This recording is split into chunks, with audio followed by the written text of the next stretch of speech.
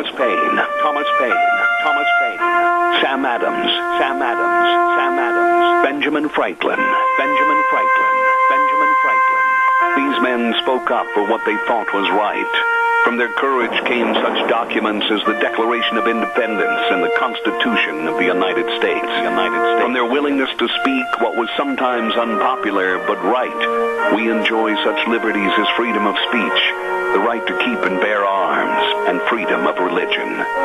There are those who still wish to oppress our freedoms, and there are still patriots willing to stand up and defend life, liberty, and the pursuit of happiness. Men like Zeb Bell, who honor our founding fathers and what they stood for. It's now time for Zeb at the Ranch, speaking up and defending your freedoms. Brought to you by Magic Valley Les Schwab Tire Centers and all of the other great advertisers on the program.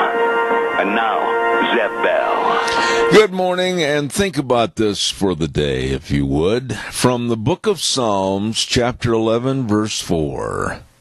The foundations of law and order have collapsed. What can the righteous do? Kind of smacks of what's happening today, doesn't it? Good morning, everybody. Here comes Kate Smith, and God bless America, followed by a patriot with our Pledge of Allegiance. Come on, be proud, call in.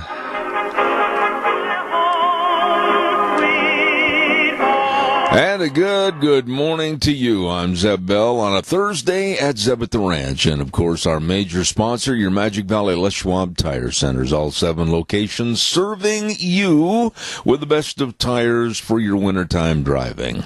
And don't forget some of our great advertisers, including Burley Physical Therapy and Rehabilitation at 1263 Bennett Avenue, Suite 2 in Burley, helping you get back to being you. Right now, let's go to the phone line and have our Pledge of Allegiance. Good morning, Patriot. How are you? Good morning, sir. My friend. I pledge allegiance to the flag of the United States of America and to the republic for which it stands, one nation, under God, indivisible, with liberty and justice for all. Thank you, my dear friend, and I know you're going to be calling back in a little bit. Doug, God bless. Thanks. Have a great day. And right now, we're going to head for the weather forecast. I can tell you what, it's wet out there. Holy smokes. We got a lot of rain that's falling over here at the old Zeb at the Ranch. Weather forecast brought to you by K&R Rental at 256 South, 600 West of Heyburn. Hello, Roger and the crew. They're already there this morning serving you on the Burley Paul Highway. The number to call. And really, write this number down, because a lot of folks like myself, I don't know what's needed for various tasks and jobs that you want to get done. They can help, they will help, and they can inform you and advise you. 678-3122, K&R Rental. Good morning to them, and here's Gina with the weather. A little bit soggy for this morning, but hopefully we'll dry out a little bit as we hit the afternoon. Here's a look at your weather forecast. Rain and snow likely as we make our way through this morning. Going to be a little bit on the breezy side as well. But more snow up in the higher elevations is what we're expecting. Mostly cloudy skies by the afternoon and looking at a high of 39. Little or no ice or snow accumulation is expected. Tonight, mostly cloudy skies with a low of 25. Tomorrow, we are going to see some sunshine as we get ready for the weekend, expecting a high of 36. Patchy freezing fog for Friday night, partly cloudy skies with a low of 21. That fog could last over into Saturday morning, giving way to sunny skies and a high of 34. That's a look at your weather forecast for Zeb at the Ranch. Thank you, Gina, and brought to everybody this morning by K&R Rental at 256 South, 600 West of Heyburn. They've got everything from all the heaters and the log splitters to all kinds of equipment, heavy equipment, all there. Best tools and equipment for rental right there at K&R Rental in Heyburn, 678-3122. And they urge you to give them a call and find out more. Right now, Merv May, come on in here. All right, hey, good set of steer calves there, here to get all 31, 1.5, 31, 1.5, 32, 2.5, 3.5. Oh, that's the chant of the world's best doggone auctioneer, Merv May, over at the Burley Livestock Sale Yard, 1100 Occidental Avenue in Burley. And, of course, sale day today at 10 a.m. at the sale that works for you. Burley Livestock Sale Yard, Merv May, K. Droggy, Lance Udy. Number to call for cattle consignments and sale information, 678-9411. Today, today they're going to start, like I said, at 10 o'clock this morning, and they're going to have, let's take a look here at some of the partial lists that I've got. Carl and Earl Clayville over to Rupert. Hello, Clayvilles. 100 head of really, really good 550-pound calves coming in, along with 31 ripping good calvy cows from Ron and Brandon Robinson up to Rupert, and, of course, they've got butcher cows from Ward Dairy, Acme Dairy, and Antelope Hills Dairy, like I said, along with a great trailer line run. Starting at 10 o'clock this morning, that's going to be the sale today at the Burley Livestock Sale Yard. Don't you miss it. Merv, come on in here and sell those steers. All right, a good set of steer calves there here to get all of 31, 1.5, 31, 1.5, 32, 2.5, 3.5, 134, 4.5, 5.5, 5.5, 130, 550, 135, and I sell them $1.35. Zeb Bell gets bottom. I'll tell you what, that's not a bad price. I'll take it. Thank you, Merv. Appreciate it. Calls are welcome and appreciate it. Wheels, I think maybe we're down just a touch this morning or something. If you could give me just a touch more, I'd appreciate that. We'll welcome your phone calls at 436-2244, 1-866-927-4587. I wanted to start off the program this morning with that verse from Psalms, chapter 11, verse 4. The foundations of law and order have collapsed. What can the righteous do? And I thought I would start off Yes, we have a call. Caller scared me to death, but that's all right. Morning, caller. You're on the air. Good morning, Zeb. Yes, sir. Just a little comment about Comrade Cortes. Uh-huh. Does this woman realize that by wanting to raise taxes on the wealthy up to like 70%, that many of these wealthy people own companies that they will shut down and move back overseas again? Oh, yeah. Yeah. Yeah, and I think this gal's brains are somewhere where the sun don't shine. Well, that's true. That's true with the entire socialist, leftist, Democratic Party, thinking that they can continually go to the racehorse that they own and it's going to win every race. The racehorse being the wealthy and the business leaders in our community. Sooner or later, that is going to dry up, and that sponge is no longer going to have any money. And I absolutely do not understand the thinkings of socialism. I don't understand how you could be that stupid to accept it.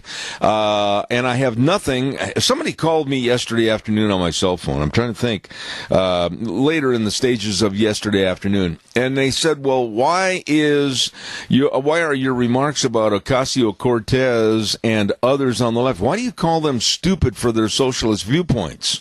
And I shouldn't have even responded to this caller because of the fact that it's obvious that when we start thinking about replacing capitalism with socialism and we think about going after the rich, and Tony, it's not just 70%. She's even mentioned in some of her speeches that she'd like to see up to 90% taxation on the wealthy. This is idiocy that's going to bankrupt this country permanently. You know, this is the mentality of the generation that's coming up now. Yeah.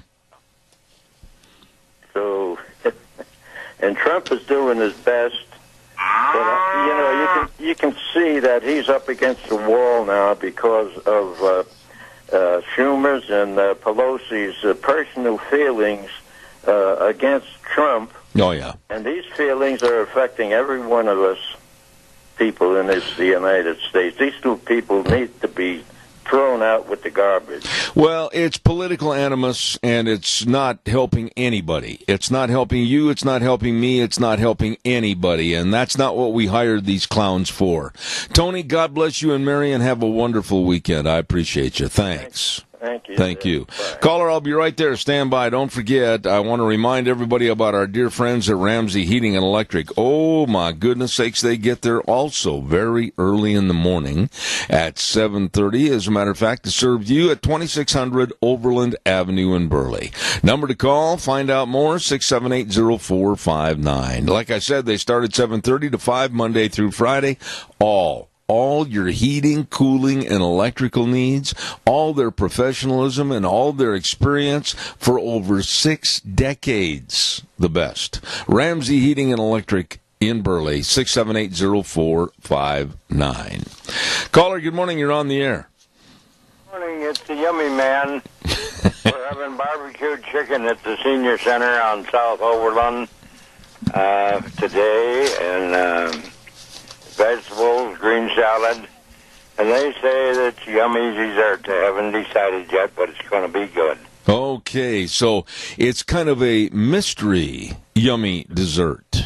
That's right, but they say it'll be good, and all the meals are good.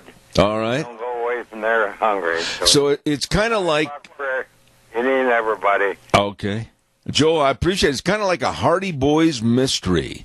Who and what is the mystery dessert? Thank you and all you do for us. All right, Joe. Thank you very much. God bless you, man. Thanks. Oh, my goodness sakes. Yeah, give me a call, 436-2244, 1-866-927-4587.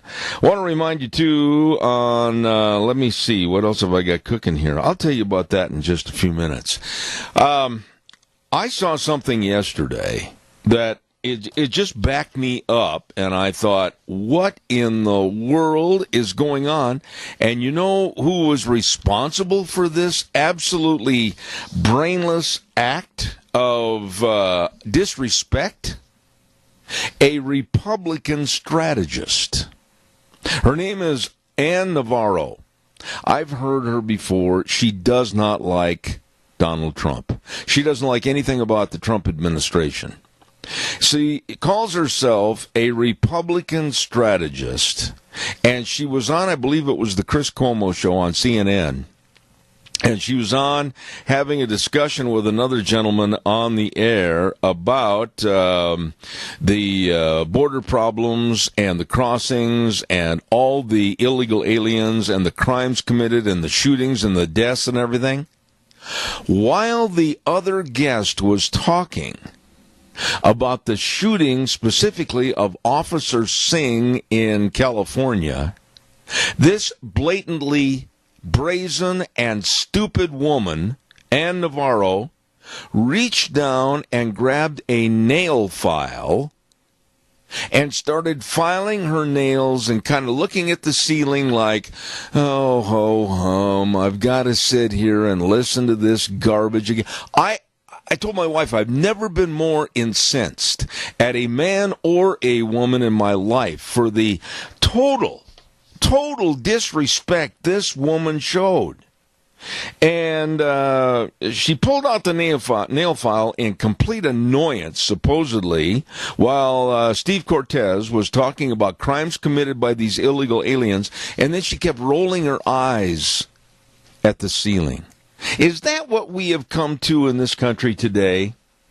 That the liberals, the loons, and even some of the Republican repugnants are starting to treat the death of our policemen and our military and everything as I'll just file my nails and I'll look to the ceiling. It was absolutely despicable. And if she is a Republican strategist, she should have her desk cleaned off this morning by 10 o'clock and gone. Gone.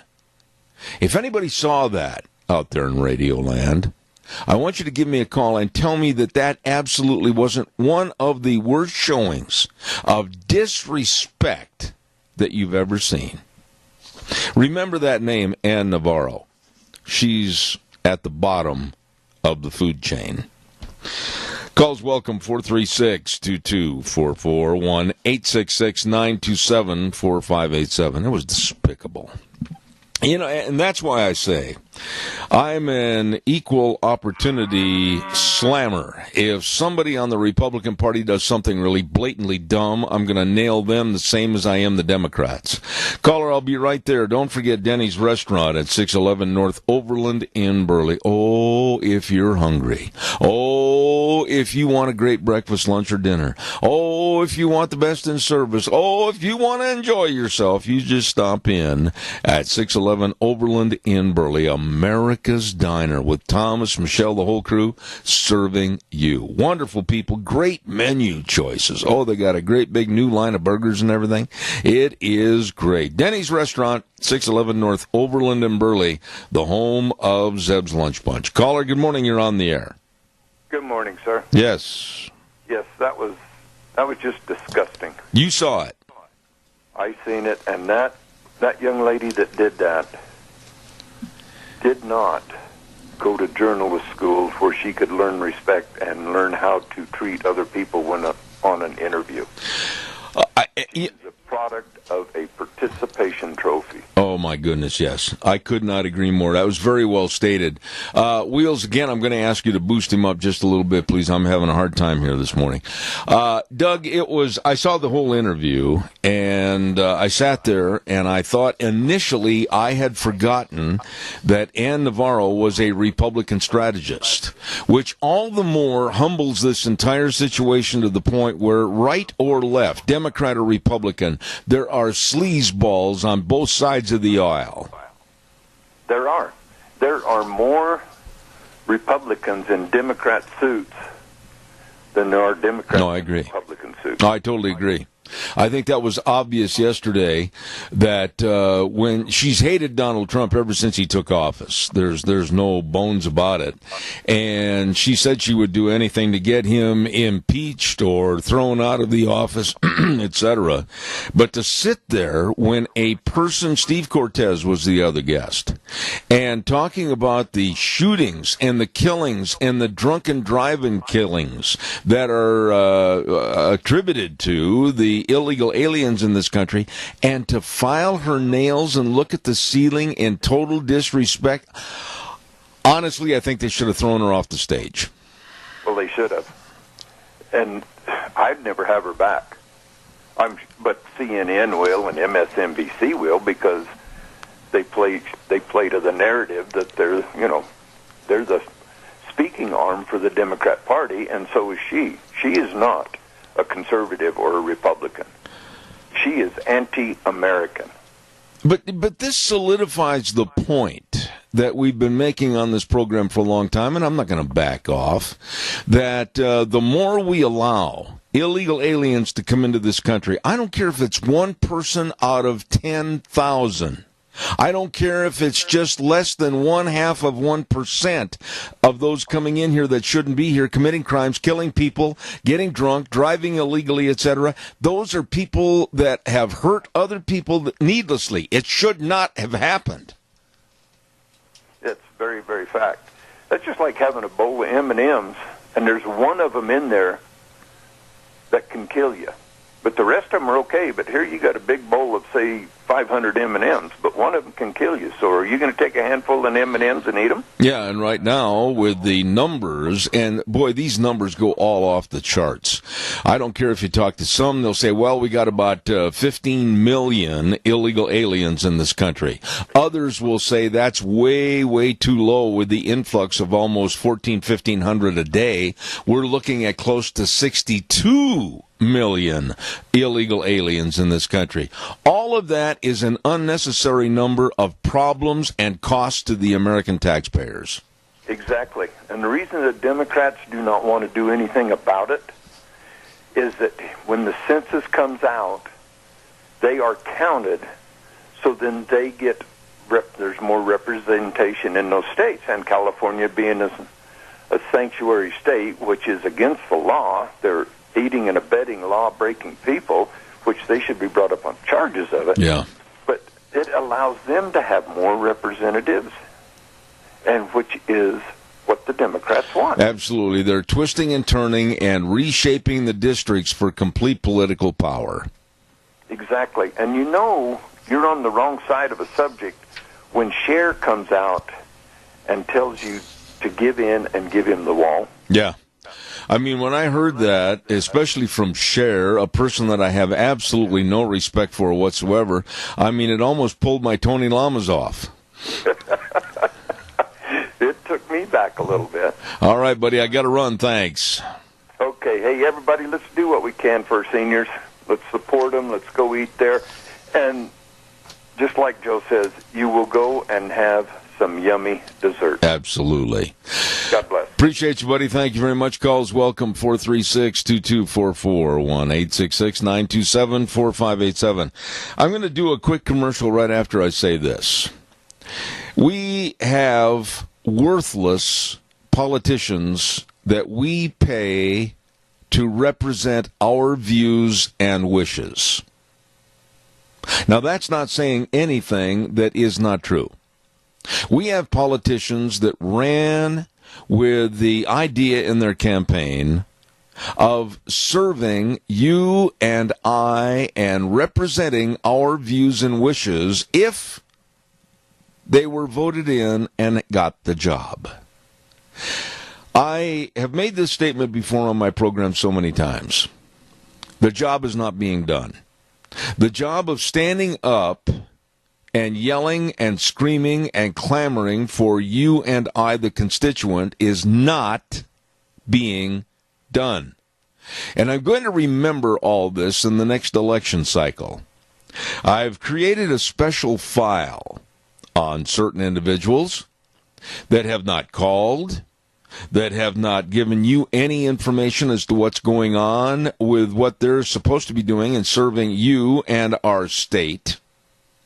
And come election time, I'm going to do my very best to denigrate them as much as I can so that they don't win re-election. They're going to be in the Brand X file. And we're going to remember all these people. And when sometimes I'll call their offices. And this is something that really bugs me. Well, I'm sorry, but so-and-so only has about maybe 5 minutes or 10 minutes to give you and your audience. Those are the words that just make the hair on the back of my neck stand straight up. Only have about 5 or 10 minutes to talk to you and your audience. It's not my audience. It's their constituents. And every one of you out there in Radioland should be calling their district offices and yelling and screaming as to, oh, wait a minute. We want to talk to the senator. We want to talk to the congressman. And we can't get through to the office. And when they say they're going to be on the radio, then they're limited on time. You better create more time. My program is divided into about 26-minute segments most of the time. And that gives ample time to go through some of the issues and let some of the callers call in and blatantly ask what's going on or not being done. And that's not happening because they, the politicians, are more wrapped up in the self-servient attitude of I got to do this so it looks good. I've got a camera shot here I've got to take for their re-elections. I'll stand behind that. And it's about high time, all of them, remembered who put them in that position on the Potomac River. It's you and me. Calls are welcome, 436-2244. Caller, I'll be right with you. Don't go away. I want to remind everybody about Burley Physical Therapy and Rehabilitation at 1263 Bennett Avenue, Suite 2 in Burley. Absolutely great folks that really understand all the exercises that can help you get back to being you. Had an accident or maybe a surgery or whatever. Hey, call them, make an appointment. Nick Greenwell and all the physical therapists, very, very qualified to help you. All you need to do is 678-1191. Call that number, 678-1191.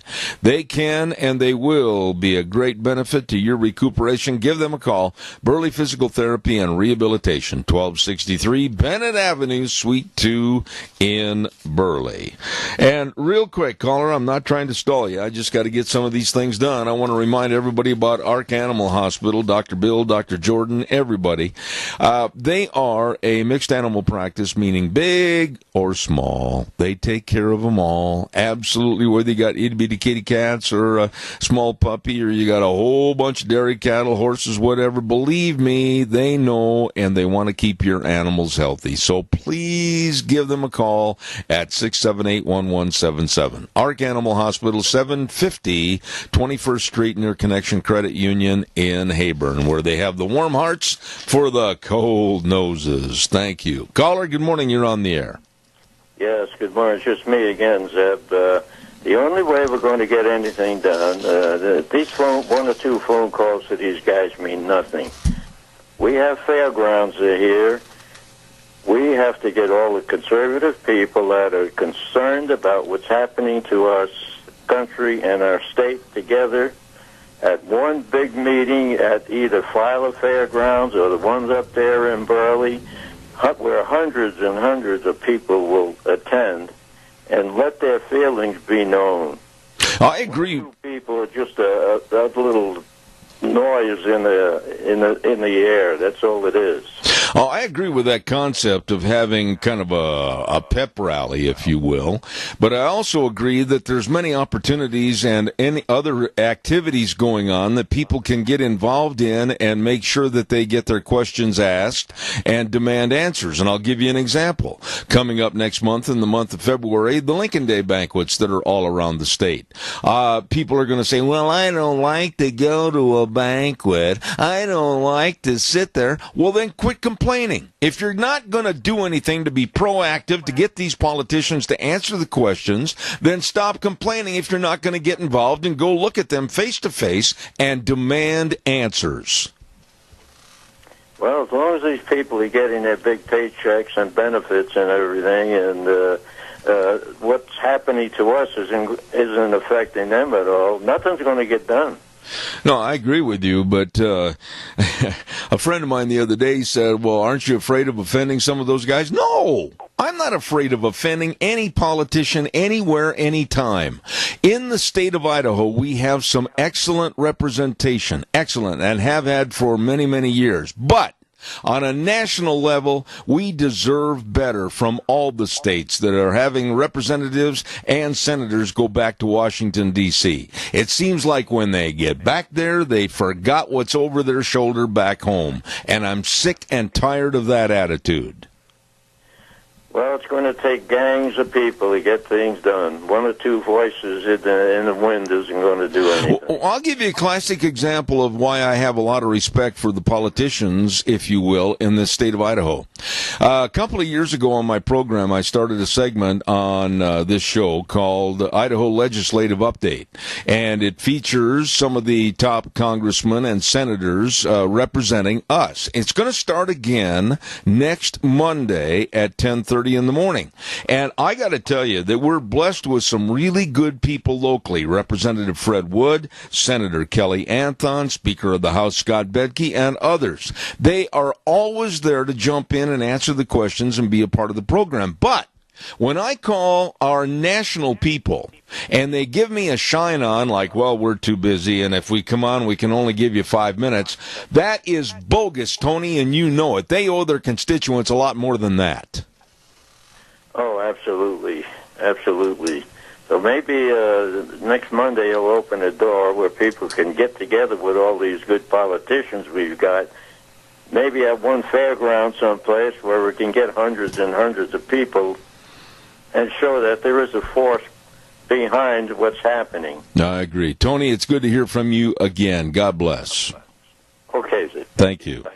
By the way, that legislative update brought to you by Handy Truck Line. Absolutely. Clay and the staff over there, excellent people dedicated to serving you and the Northwest. Handy Truck Line, the sponsor coming up this next Monday of the Idaho Legislative Update. Calls are welcome, 436-2244, 1-866-927-4587. Dino Septic Service. Oh, hello. These are wonderful folks that have been out there toiling and doing jobs that you don't want to do, and they do it with a smile on their face. Absolutely fast, fair, friendly service. Septic tank pumping and septic tank and drain fields installed, backhoe services, sewer and septic inspections, liquid waste removal. Wow. I mean, they do everything that you and I don't want to do. And like I said, they do it, and it's so reliable and so good.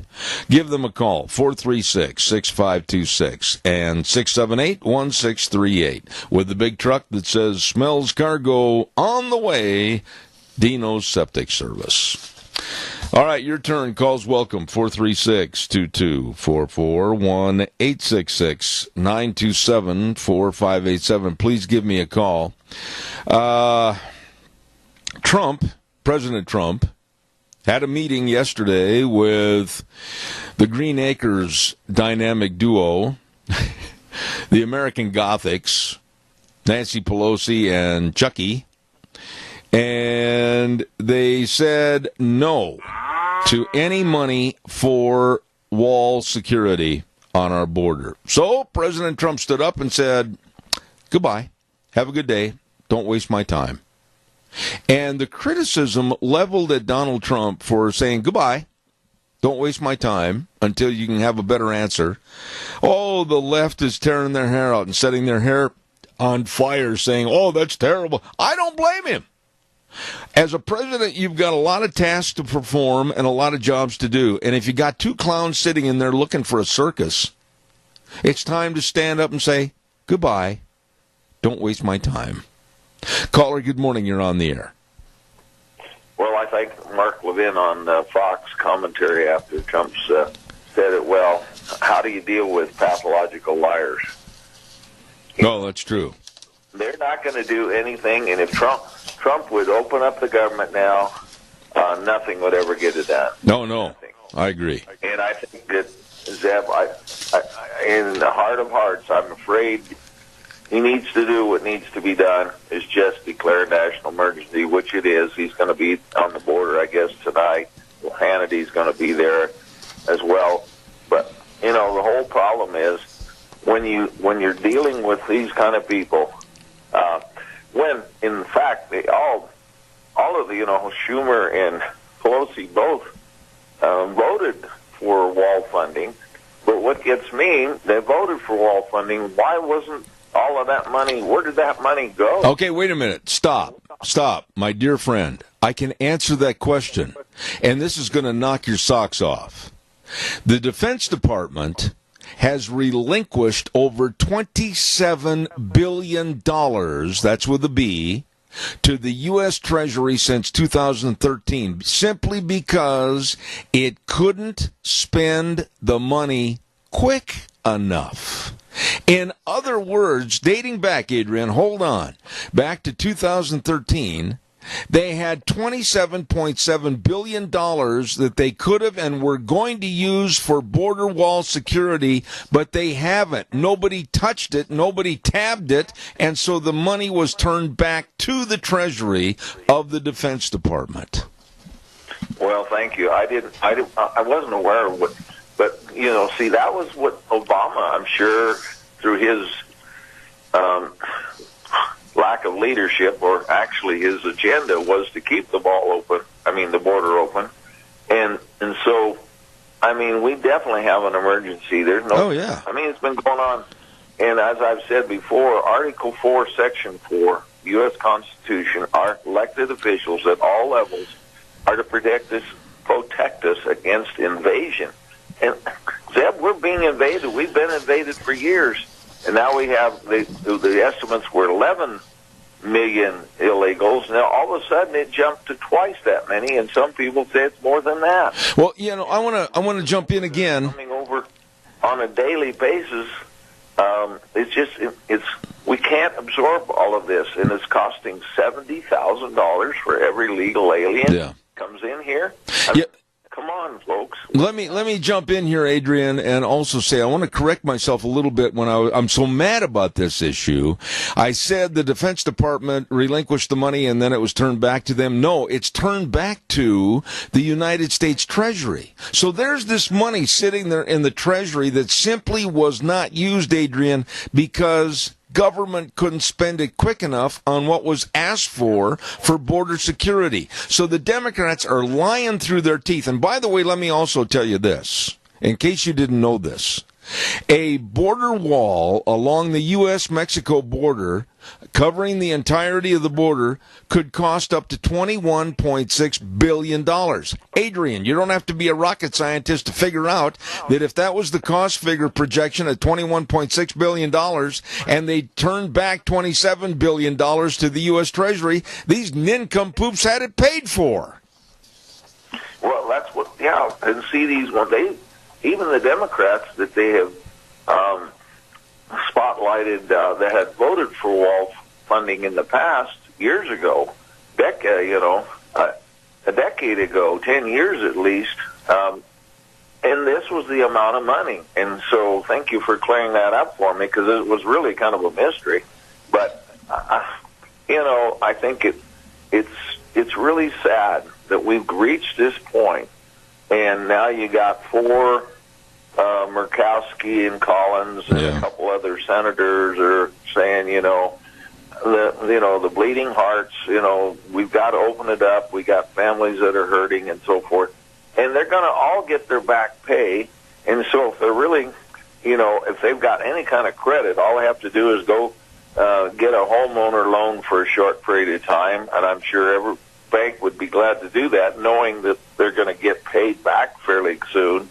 And so, but Trump's going to have to declare a national emergency. I think that the Democrats aren't going to budge. I agree with you, and I've got to run and do a commercial, but I'm going to just say this, and I've got to get the spot in, but I want you to respond quickly. Don't give me a long answer now.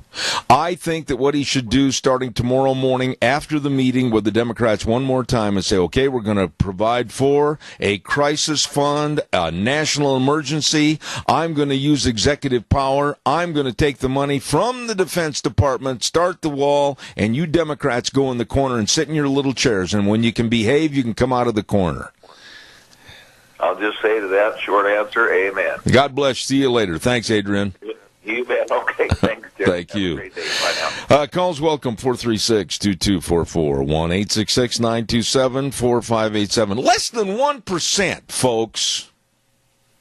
Less than 1%, it's like 0.009 something. Less than 1% of the trillions upon trillions upon trillions of dollars in our budget. Less than 1% is what the Trump administration is asking for border wall security. And the Democrats, they're causing this problem. Anybody out there in Radio Land that thinks this is Trump's fault, you are sorely ill-advised and uneducated. The Democrats could sit there today and say, gee, less than 1%?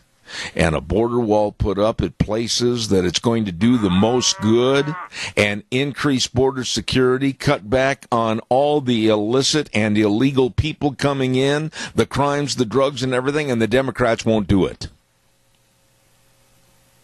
What a shame. Caller, I'll be right there. Don't forget Barry Equipment and Rental, Sales, Service, and Parts. Oh, these are good people. I know all of them, and believe me, they have the best of equipment sales and retail equipment, or I should say retail equipment sales and equipment rentals. All there for you. And they've got all the Bobcats. I mean, they've got all the shapes and sizes of the Bobcats. You don't know how to run one? I've said this many, many times. Old Juan over there at the Burley location, he's got a great big old sandbox out behind the store, and he'll teach you, and then you'll be a professional. Stop in and see these good folks today. They've got all the equipment for you. Barry Equipment and Rental, 159 West Highway 30 in Burley, 465 Addison Avenue West in Twin Falls, and Nampa. Barry Equipment and Rental. Caller, I got 2 minutes exactly, and then I've got to get the weather in. Go ahead. Okay. I'll give you two minutes or 2 seconds. I believe that it's time that the Washington, D.C. folks need to get a little cry room in the Capitol where all of the crybabies can go and get a little pet on their head and give them a little bit of juice, and maybe they should have a blankie, and then send them back out on the floor in the Capitol. Honestly, I've never seen such crybabies. Yours and my kids wouldn't get away with. things that they do. Yours and my kids could have had this problem settled a long time ago, whether it's with a compromise situation or negotiation, whatever the case might be. And I totally agree with you. Let's give all of these nincompoops on both sides of the aisle a squishy toy so they can sit there and try to figure out why in the world they're supposed to be representing the United States of America. Oh, don't forget the pacifiers. They're going to need that. Well, you're so right. Let's make a box up and send it to our politicians in Washington, shall we? Of diapers and squishy toys and everything else. Yes, let's do that. God bless you. Thank you. We can get that put together right away. Okay. Bye-bye. Thanks, Chris. I'm disgusted with him. I am. I don't want to hear this. Well, I did this, and I did that. I don't care what you as a singular person tried to do. It's going to take a concentrated effort, a party effort, or group efforts of congressmen and senators to solve problems for us here in this United States. This I get so sick and tired of hearing it on the news every night. Well, I introduced this legislation. Well, I voted against. I don't care what you did. Get a group together and start doing something en masse for the American public. Not making many friends here this morning. That's okay. Let's have the weather forecast on right now. Mount Harrison Audiology and Hearing Aids, and they are located right behind the Minidoka Hospital across from the emergency room. And wow, what professional people helping you. And I urge you to call and make an appointment if you're suffering from hearing loss. Believe me, they've got 3 wonderful doctors, Dr. Pickup, Dr. Mitchell, and Dr. Hunsaker, that know audiology, and they can help you. Please call the number. I'm going to cough in a second. I'll quickly say it. 312-0957. And right now, here's Gina with the weather. A little bit soggy for this morning, but hopefully we'll dry out a little bit as we hit the afternoon. Here's a look at your weather forecast. Rain and snow likely as we make our way through this morning. Going to be a little bit on the breezy side as well. But more snow up in the higher elevations is what we're expecting. Mostly cloudy skies by the afternoon and looking at a high of 39. Little or no ice or snow accumulation is expected. Tonight, mostly cloudy skies with a low of 25. Tomorrow, we are going to see some sunshine as we get ready for the weekend, expecting a high of 36. Patchy freezing fog for Friday night, partly cloudy skies with a low of 21. That fog could last over into Saturday morning, giving way to sunny skies and a high of 34. That's a look at your weather forecast for 7. Oh, thank you, Gina, and brought to you by our dear friends at Mount Harrison Audiology and Hearing Aids. Like I said, right behind the Minidoka Hospital, and their number to call for a hearing screening to really let them help you. 312-0957. You know, this is all so phony. This is all so phony, and don't you dare out there in Radio Land start pointing the finger and say, Trump caused this. President Trump's administration caused this. Those doggone Republicans caused it. No, wait a minute. What about the turncoat attitude, and it is, of the Democrats all the way back to Obama, Hillary, Chucky, Nancy, all of them?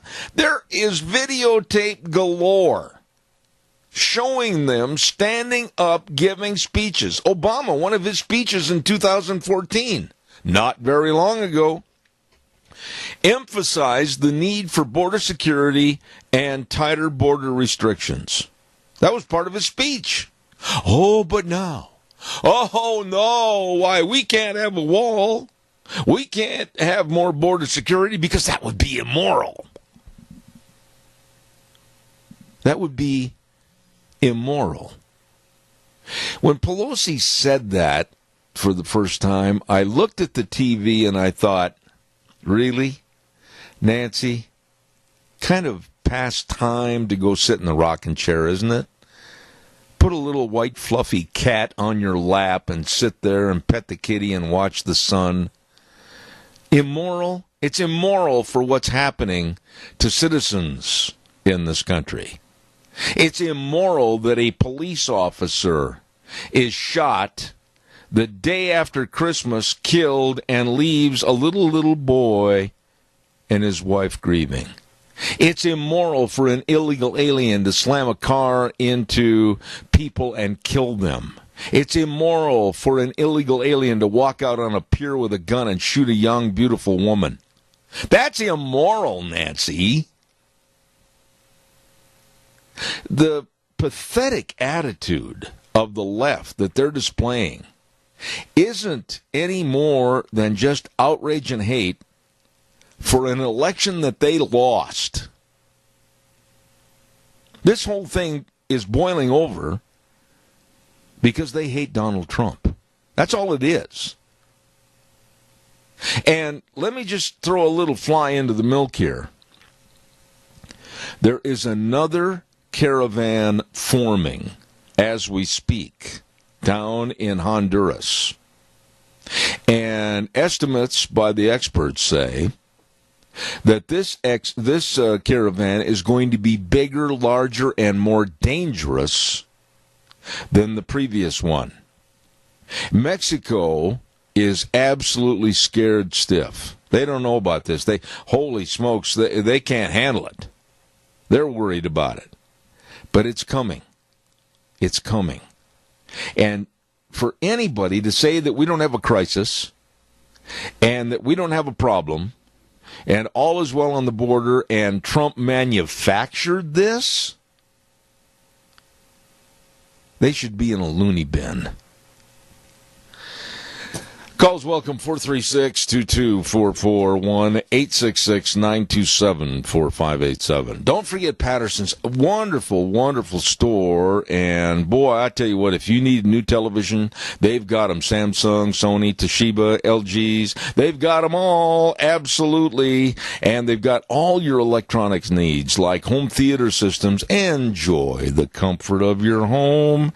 And, of course, they've got video surveillance cameras. They've got car stereos and speakers, complete sound systems. Wow, great people, too. Lorena's over there with the crew at Patterson's at 421 East Main in Burley. You stop in and see them today. Open Monday through Saturday, 9 to 6. Don't forget, Patterson's in Burley. Got time for another call. Give me a jingle, 436-2244, 1-866-927-4587. Let me see what else did I have to get on the news this morning. And I was going to tell you that it looks like Kamala Harris, this woman bothers me. Kamala Harris, senator from California, really, she bothers me. She makes me nervous. She unsettles me. She is a older version of, I think, what Ocasio-Cortez is. She may not be saying and doing all the radical things that Alexandria Ocasio-Cortez, now they've shortened it to AOS. I wanted to use some other initials, but thought better of it. But Harris might not be as extreme left in some of her verbiage and some of her interviews and everything. But I'm very, very concerned that if Kamala Harris runs for the nod and the nomination on the Democratic Party to be president, and you have the hangers-on like Ocasio-Cortez and other Greens, like also Elizabeth Warren. Look at the picture we're painting here. That party and what they're going to represent and what they're going to push for with the millennials and those that instead of wanting to get a hand up, they want a hand out. There's a lot of power there. And you and I are going to end up paying for it. Don't forget our Magic Valley Les Schwab Tire Centers. Oh, my goodness sakes, all 7 are very, very good at what they do in serving you. With the best of tires, anything the road throws at you, believe me, they've got all the tires, all the tread designs, all the sizes for your vehicles. I urge you to stop in and see any one of the 7 locations today. And don't you forget they've got the best in brake service. I can attest to that. And front-end alignment, shocks and struts, batteries, all kinds of batteries to turn that engine over and get you to work. Don't forget to stop in and see Lane and Rupert, Dave on Blue Lakes and Twin, Mike and Buell, Mike and Jerome, the Twist family in Paul, Daniel on Poline in Twin Falls, and Randy on Overland in Burley. the best. Your Magic Valley Les Schwab Tire Centers. Deanne and I went to the Kimberly basketball game last night. My grandson playing, and I got two grandsons playing, one on the JV and one on the varsity. And with about 3 minutes left in the game, we're sitting there, and it's a good game, fun game to watch. Somebody tripped the fire alarm, and all of us had to leave the gym. Here's all these people standing in the parking lot. And my wife and I looked at each other, and we were stiff and sore from sitting on those bleachers for over 3 hours. And we looked at each other and we said, yeah, go Dawson, win the game. We went and turned, got my pickup, and came home. I wasn't about to climb in the bleachers again. We're going to take a little break right now and come back in about 7 minutes. Don't go away. Zeb at the Ranch. Wheels, it's all yours. Run with it, buddy.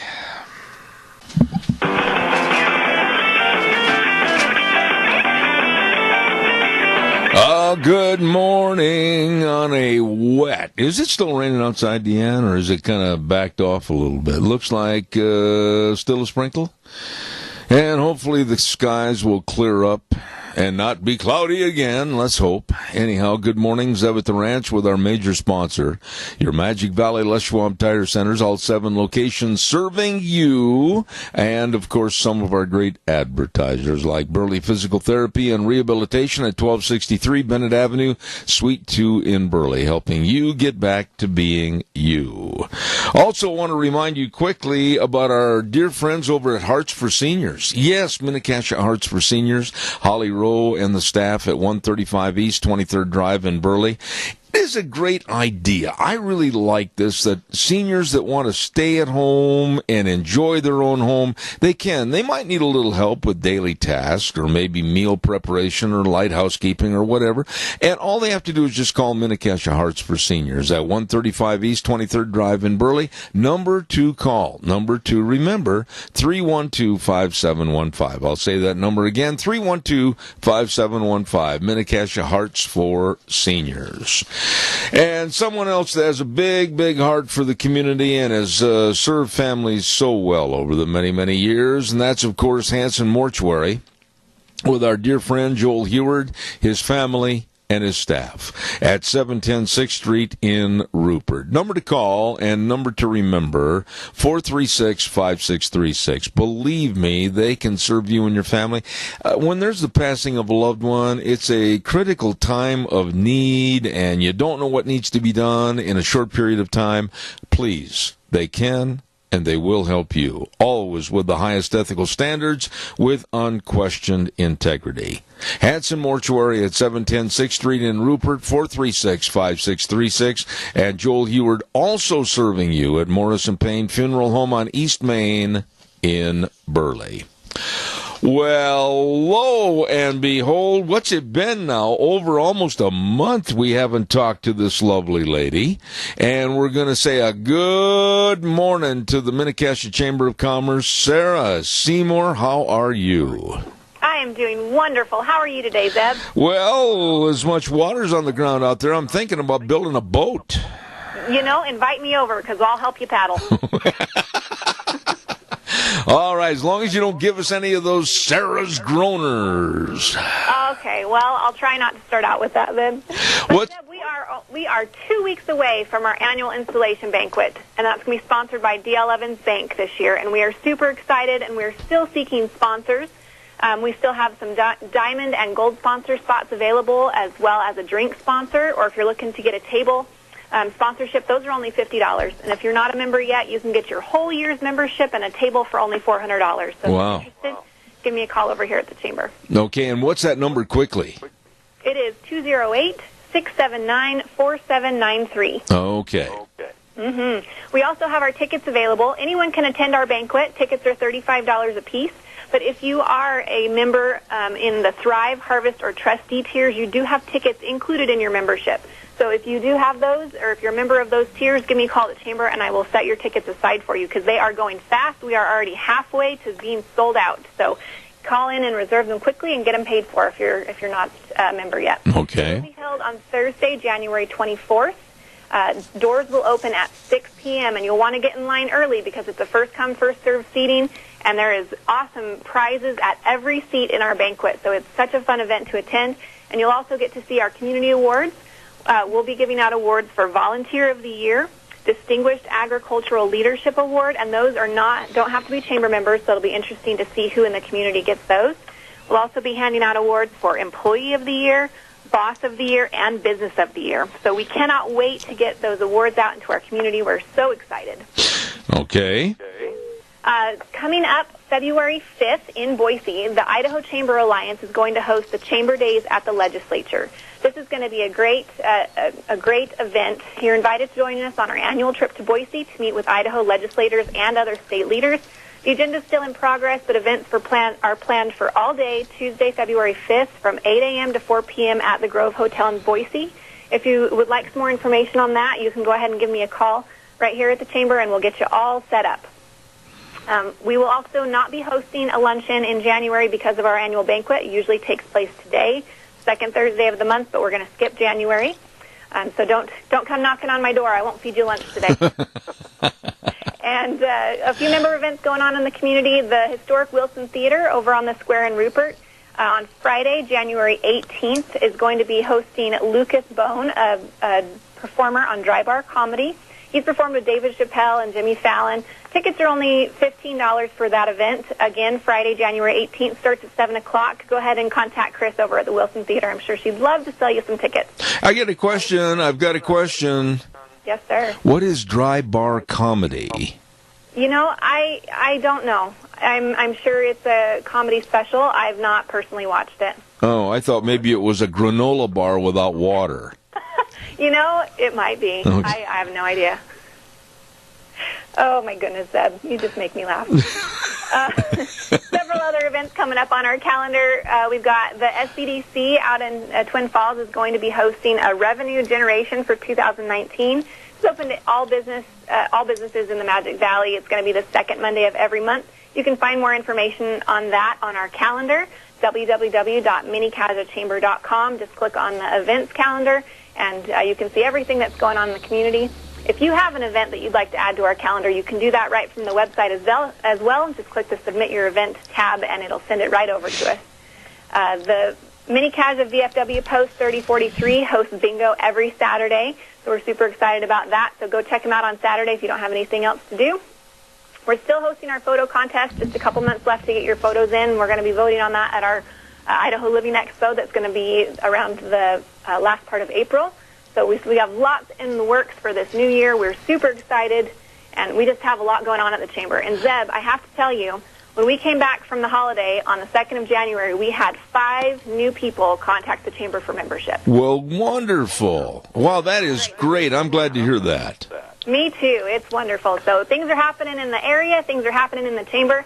And if you're not a part of it yet, you certainly should be, and you can contact us here for more information. You know, let me ask you, first and foremost, I mean, are there a lot of businesses in this area that still are not aware of what the Chamber can do for them, and you have to go out and see them personally? I mean, how do you go about getting Chamber members? You know, that's a great question. And one of our biggest tools is word of mouth and referrals. So the people who are members of the Chamber certainly get kind of the insider tips on what's going on, because it's a great networking tool for members in our community. So we get a lot of people that come in and say, hey, you know, this new business is moving in next to me. I think they should join the Chamber. You should go see them. So that's kind of the best way that we get involved in those new businesses. Sometimes we have new people that move to the area that know that the Chamber of Commerce is the central hub for information. So they come out here first and get involved, and it's a great way to meet people. Great way to network, great way to keep our business local. Absolutely. Nobody, and I mean this in all my years in broadcasting, I think is better prepared to give a complete synopsis of what's going on than this lady, Sarah, over at the Chamber of Commerce. And at this time, I back away from the microphone, I bow my head, and I say, okay, Sarah, hit me with one of your groaners. All right, I've got your best business advice for the new year. Are you ready for it? Yes. All right. Why shouldn't you write with a broken pencil? Why shouldn't I write with a broken pencil? Yes, sir. No clue. Because it's pointless. As I said, ladies and gentlemen, that's Sarah over at the Minnetonka Chamber of Commerce. Oh, thank you so much, Zeb. Have a wonderful day. Hey, by the way, before you leave, tell everybody many of the ways they can get a hold of the Chamber. Absolutely. We are here at our office from 9 a.m. to 5 p.m. every day. Unless you see a sign on the door, that means we're out and about in the community. We're located at 1177 7th Street in Hayburn, right by the river. You can check out our website, www.minicajachamber.com. Call us here at the office, 208-679-4793, and follow us on Facebook and Instagram. We are posting all the time on there. All right. Sarah over at the Mini-Cassia Chamber of Commerce, excellent job. God bless. Have a wonderful day. Thank you. You as well. Thank you. I tell you, I enjoy having her on the air because, man, it's going to be rapid fire. You better have your ears turned on full alert because she's going to let it roll. Does a great job. Sarah Seymour at the Mini-Cassia Chamber of Commerce. Whoops, almost knocked the microphone over. Small problem. Don't forget, let's ride. 270 Highway 24 between Rupert and the World. Randy, Nick, all the folks over there. Really nice, knowledgeable people that really, really know all about how you can have fun outside. They've got all the snowmobiles over there. You should see their display on the showroom floor. And along with all the accessories, great people that are serving you. And don't forget, too, to keep you running, they've got the best doggone service department around. Don't forget, let's ride. 270 Highway 24 between Rupert and the World. They're open Monday through Friday, 9 to 6, Saturdays, 9 to 4. It's true. This is where the fun is sold. You know, we're very blessed on this program and have been for the last year or so to have some wonderful, wonderful people on our show every week. And we're going to have another interview today with our friends at Cassia Regional Hospital. Absolutely. Your friends, your neighbors, Cassia Regional Hospital. Quality care close to home. And wheels, if you would, please. People caring about you and your health care in the most professional and progressive ways. That's Cassia Regional Hospital, located at 1501 Highland Avenue in Burley. In a moment, we'll introduce you to just one of the many dedicated medical experts serving you at Cassia Regional Hospital. Today's program, right after this. Cassia Regional Hospital provides you and your family excellent health care answers and services. They're right here, close to home. That's right. Cassia Regional Hospital offers the latest technological advances in medicine, like their new oncology programs and telehealth, which uses electronic information and telecommunications to promote long-distance patient and clinical health care. Your friends, your neighbors. Cassia Regional Hospital, 1501 Highland Avenue in Burley. Quality care close to home. Right now at your Cassia Regional Hospital, we have Robert Welker, and he's got a list of titles behind his name, MS, RDN, LD, and he is the clinical dietitian. What do all those titles and letters mean, Robert? Explain that to us. Yeah, no problem. So the MS is I have a master's in nutrition and dietetics. The RDN stands for Registered Dietitian Nutritionist, and the LD stands for Licensed Dietitian, so licensed in the state of Idaho to practice dietetics. Okay, so you're basically a man of food, right? Exactly, Zeb. Okay. Now, March is National Nutrition Month, and I've got a whole bunch of questions to ask you. But with food, and also comes the worry of obesity and, of course, diabetes. I'd like to talk to you a little bit about diabetes and obesity today, and how serious is it in the state of Idaho for adults and children? To give you a little bit of percentages and, looking at that, so right now the adult obesity rates in Idaho is about 27.4%. Diabetes in adults is about 8.9%. But then if we start looking at childhood, from 2 to 4 years old, we're looking about 11.6 of children are obese in Idaho. Scarily, 10 to 17-year-olds in Idaho are 26% of those 10 to 17-year-olds are obese. So those numbers are kind of staggering right now. Robert, why today in 2018 is there more prominence of diabetes, or is it that we're more aware of it? What's the reason? I think a little bit of both, but, if you think back to your grandparents or great-grandparents, those type of family members, they were out on the farm, working and being physically active. They were eating in the kitchen, but then they were heading out to milk the cows or to throw hay bales or do those kind of things. And, I think we were just a lot more physically active back then. Exercise is an excellent way to prevent diabetes. And I think those family members that came before us were just a little bit more active. Unfortunately, today we have a lot of the screen time and the TV and the cell phones and things that we're just sitting down on the couch a lot, and we don't get up and move, and we don't let our bodies get that natural way of preventing diabetes and obesity. Okay, now, what about me or anyone else that's listening to this program? Is there a way that you can kind of give yourself a pre-screening or maybe some kind of a heads up that you might have a problem with diabetes? What do we do? Yeah, we have a pretty comprehensive pre-diabetes risk test here at Kaja Hospital, but just as a general kind of give yourself a quick screen, some of the main things are if you're a man, you're a little bit more likely to have diabetes.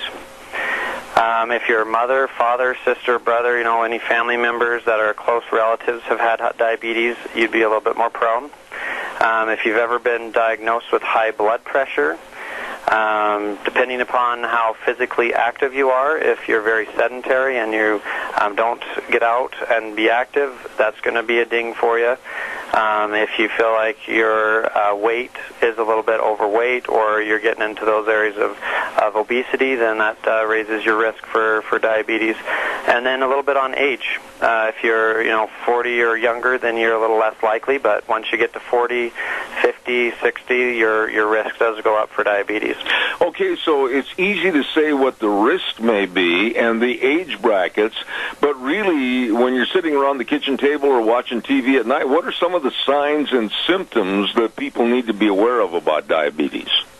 Yeah, some of the common symptoms and signs of diabetes are you might feel an increase of thirst or hunger, even if you're drinking and eating. Increased urination during the day and night.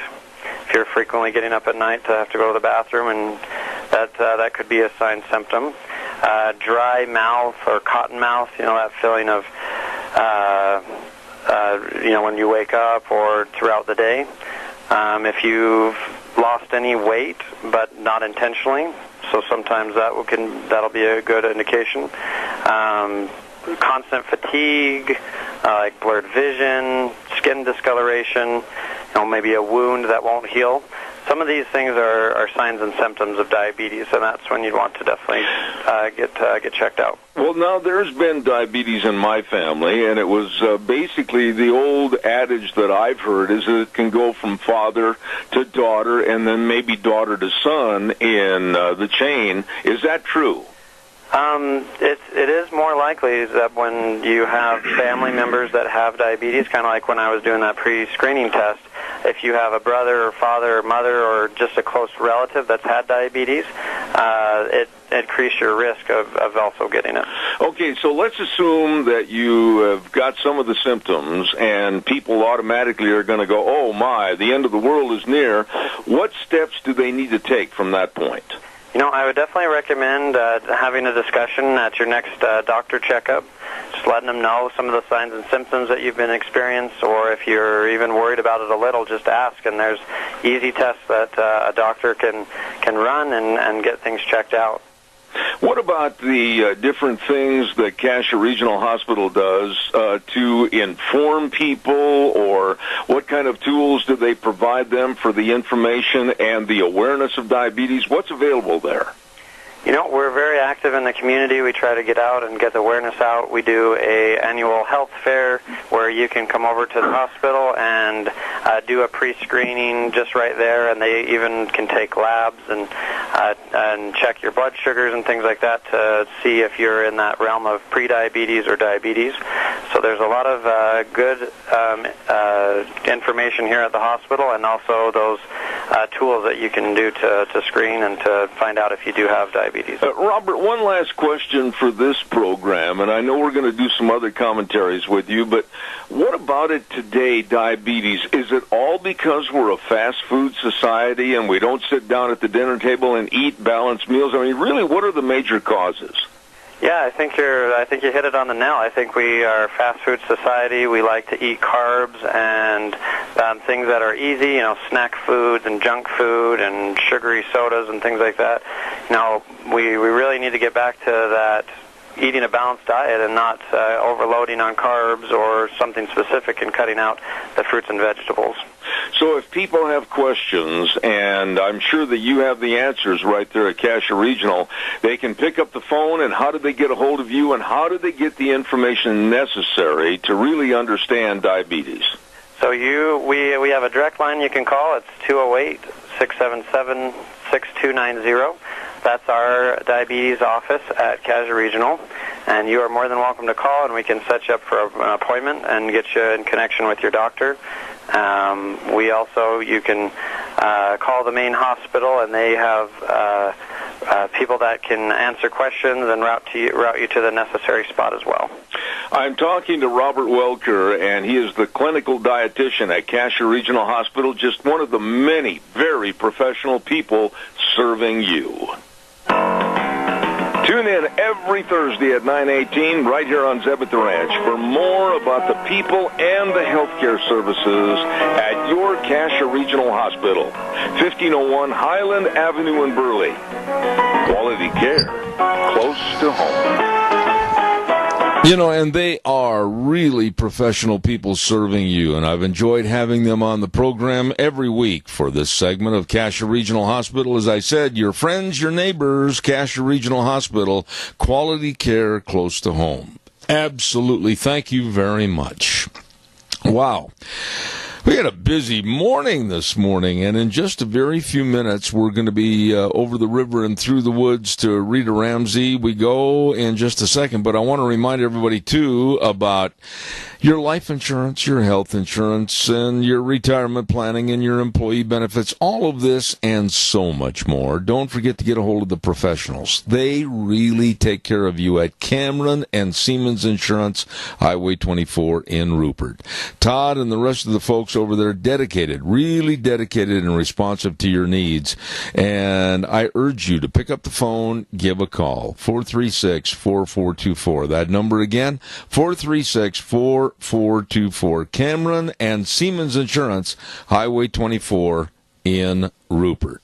A couple of real quick reminders. We've had a couple of calls already last couple of days asking, when's Lunch Bunch? Well, Lunch Bunch is going to be on the 24th. Yes, Thursday, the 24th of January, will be Lunch Bunch at Denny's Restaurant, America's Diner. Don't forget, put that on your calendar on Thursday, the 24th. We're going to be over there for Lunch Bunch. And again, a reminder that next Monday at 10:30, we're going to be starting that brand new segment again that we had it last year. Really appreciated the effort with our senators and congressmen. And that's, of course, the Idaho Legislative Update. And that's going to be sponsored by our dear friends at Handy Truckline. And Clay and the rest of the folks, they didn't hesitate. They said, yes, we would love to sponsor that on Zeb at the Ranch, and we appreciate it. They're going to be talking about all that's going on during the legislative session this year, all the way through basically its completion. So that'll be coming up on Monday. Let me see, did I forget anything else here quickly? Next hour, I want to just say this, that we're going to have Superintendent of Schools, Dr. James Shank, on our program, talking about the facilities bond election that's coming up. And then at 10:30 this morning, we're going to be talking to our dear friend, Dr. Gerard Lamero, about the wall, the Democrats, and who's going to blink first. All of that and more coming up on Zeb at the Ranch for the rest of the morning. But right now, I'm going to see if she is called in yet. Wheels, is the lovely Rita on the phone? I haven't had her call in yet, but I'm sure she will any moment. How much do you want to bet that before we finish talking to each other, we're going to hear a ring in the background? I'll bet you $1 within the next... There you go. Yeah, you heard that? All right. All right, buddy. Thank you. And let's just say good morning to the lovely Rita Ramsey. How are you? Hello, how you doing? You know, it's been so long. Let me reintroduce myself. My name is Zeb. Your name is Rita. How are you? I'm good. Okay. Wheels, we got a little bit of feedback on the line. If you'd kind of gauge that a little bit, buddy, I'd appreciate it. You know, over the last couple of weeks, Rita, we haven't had a chance to visit because of the holiday season, but oh my goodness, has the news piled up. And I think where I'd like to start this morning is to get your feelings about a bunch of spoiled brats, the wall, border security, and the future. What are your thoughts? Well, first of all, we've gone over this, and not just you and I, but our country for the last 40 years. And it is absolutely ridiculous that our politicians will not own up to their oath in office to protect our nation and its citizens. That's what this is about. This isn't about saying we just don't like them to come in here because they might be a threat to us. It's like we don't want them to be here if they are not going to be able to do what needs to be done, do it legally, and protect us. They are coming here for nefarious reasons by the most part, or they would get in line. That's right. Now, I don't care if it's a caravaner that wants to throw rocks at our border patrol down by the Tijuana border. I don't care if it's someone that's slipping across our border in the dead of night. I don't care if it's a drug runner, a gun runner, whatever coming across our borders. I want our borders sealed. We are the only country in the world that doesn't really respect our borders for the trouble and the transitions that could occur in this country, and it's about high time that we, the public, put our foot down hard and said to our politicians, what are you doing? We've told you that we want that border security. Get it done. Well, they need to, and unless people call up and start calling their Congress and their senators, there's not going to be much heat put to anybody's feet. And it's very important that we all get a hold of our Congress and our senators and let them know that we want them to support President Trump and help get that wall built, and remind them that they took an oath in office to protect American citizens. That is their main job of government. That's the number one job. And when we have a threat at our border or from immigrants that are coming here illegally, then they should be doing something about it instead of making laws protecting them and not protecting us. This is absurd. I mean, I have never in all my years, and I'm an old man, have seen the basic, get out of the way, Mr. American taxpayer. We, the politicians, are smarter than you, and we're going to cater and provide amenities to illegal aliens. Look at what happened yesterday. I talked about it on my program in its entirety. New York and California are now going to be providing full health care coverage to illegal aliens. Good goodness. You and I have paid, our families have paid, your business has paid for health care through the nose to the point where it really hurt, and we didn't get any government stipend or anything else, but they're going to give it to illegal aliens. Well, this is the part that should be making everybody just madder than heck, is that the state isn't the one who's paying for it. It's citizens who are paying taxes. The federal government isn't paying for it. It's you and I, all of the members of the working force in this country that pay taxes are paying for them. That is ridiculous. There is no such thing as government. You and I are the government, and when they say it's government money, that's baloney. It's our money, and we should be madder than heck. I've always maintained, and I know we're coming towards the tax filing time when most everybody will be filing, but you know, if nobody had any kind of deductions taken out of their check during the year and they had to pay it all in April, people would be madder than heck about how much money they have to pay. and what that money goes for. But because it comes out a little tiny bit at a time, we don't notice, and we get along without it. But when you start looking at it and go, oh my gosh, look how much I paid last year. And if you had to fork over that much in one big lump sum, you would just be madder than heck. Yeah. That's what needs to happen. Yeah, but there's another point here that I want to make with you, and I made it yesterday on the program. Pardon me, I'm going to cough. I can't get rid of that cough. I've had that thing for 3 months. We pay our taxes. The IRS makes demands that thou shalt pay on time, April 15th. Actually, by paying our taxes and having states like New York and California break the law willfully and provide amenities to illegal aliens, our tax money is supporting illegalities. So really, it's illegal to pay our taxes if the money's going to go in that regard. Well, you would think. I mean, they're directing it just wherever they want, and it's ridiculous. But until Americans start just screaming out the wazoo and pulling them to task, it's not going to happen. There's one other thing that I wanted to suggest, and I know it sounds absurd, but I think that there ought to be, it's too bad, rather, I should say, that there isn't somebody, maybe that guy that went and filmed the Planned Parenthood things, go start filming homes and compounds of these rich Congress and senators and say, you know what, when you take down your fence and get rid of your security, we will say, okay, no wall. Until then, if you have a wall, we want a wall. Well, they've had the money. I mean, I did some research yesterday, thanks to my lovely bride, and I found this out, and I gave this information out in the first hour. I don't know if you heard it or not. But the Defense Department has relinquished over $27 billion to the U.S. Treasury since 2013. Listen to this, Rita. Simply because it couldn't spend the money quick enough. They've had the money to use for border security and other items, but they couldn't spend the money because Congress couldn't come together and get this done, so the money had to be forked back over to the U.S. Treasury, and get this, the $27.7 billion the Pentagon returned to the Treasury would easily pay for the cost of the entirety border wall, $21.6 billion. This is lunacy, what they're fighting about. Oh, absolutely. The thing of it is if we aren't active in war like in Afghanistan and Iraq like we were a number of years ago, why are we not taking our military and saying, you know what, it's time for you to secure our borders? Yep, absolutely. Don't let anybody in. Yep.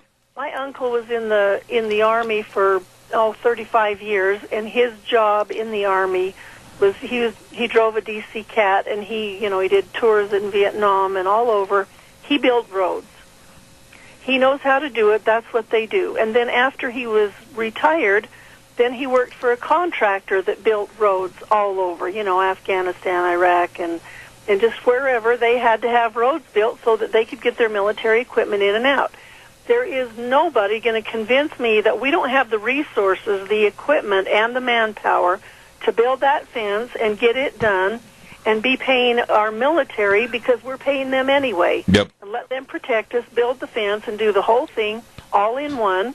Let it come out of the military budget. I don't really care where it comes from. I just know that over the years, that money has been earmarked for this, and they keep taking it and using it for something else and say, no, you have to get permission, and then they won't pass the bill, and it's a bunch of baloney because we haven't spent what they've allocated over the years. Absolutely. I've got to ask you. First of all, let me make a statement, and if you disagree with me, let me know.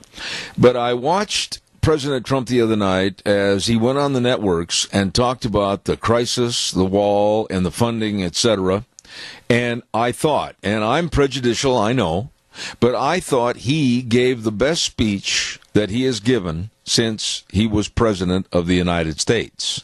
But, on the other hand, when I saw American Gothic, or better yet, Green Acres, without the pitchfork, Chucky and Nancy, that was the most ludicrous rebuttal I've ever seen and heard in my life.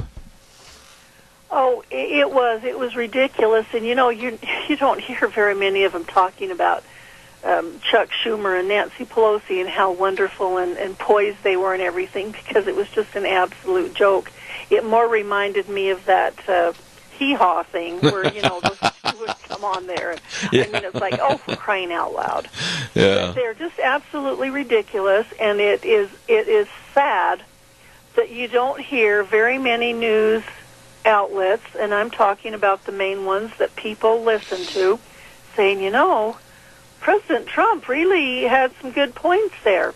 His speech was absolutely amazing. I was not able to watch it. Glenn's mother had her birthday, and we've got her in an assisted living, so we all went over and had some birthday cake. And it happened to be during the speech, so I didn't get to hear all of it. But the parts that I did hear and the parts that I focused on were absolutely amazing. And for Trump to get up there and do that and not get any kind of accolades from anybody except a few of the conservative media is absolutely ridiculous. I do think, however, that there were probably lots of people that were, I don't do this lightly, but uninformed viewers of news that finally probably learned a few facts, and hopefully it will instill in them to start learning just a little bit more and finding out what's going on, because he had some information there that the average Joe needs to know and needs to be reminded that the Democrats have got their brakes on and they're just dragging their feet. You can pull them all you want, but they've just got their heels dug in and they're not going to do it. And it's proof yesterday with that meeting that President Trump had with the Hee-Haw twins that they have no intention of giving him anything. Their idea of compromise is you do what we want. There is no compromise. That's how they compromise. No, I agree with you, but here's the situation. When you look at the liberal left and the liberal media, whether it's CNN, MSNBC, CBS, ABC, NBC, it doesn't make any difference. They are out on a mission right now. They can smell blood in the water. They can smell blood in the water regarding the tenure of Trump's administration. They can smell that if he weakens and capitulates on this border wall security and says, throw his hands up in the air and says, okay, well, that's done. It's over. His administration is over. He will never pass another thing for the next 2 years. They can smell blood in the water, and they're going after him. Oh, and you know what? That will be some of the very best TV advertisements that they could make when he says, we're going to build a wall. Mexico is going to pay for it. And they say, he lied. He didn't do this. So you don't want him. That's all they're banking on, is that he will give in, and they can use that against him in the election process at the next go-round.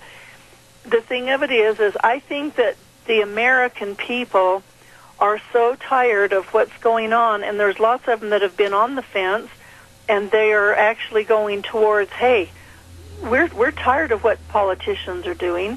And then there's Democrats, and there's a lot of Democrats that are good people. They've been Democrats all their life. Their parents, their grandparents, their great-grandparents were all Democrats, and so they are. And I think you're seeing a lot of them saying, hey, you know what? This is not my party anymore, and I'm just not in agreement with them at all. And I think he'll gather up some strength that way from them.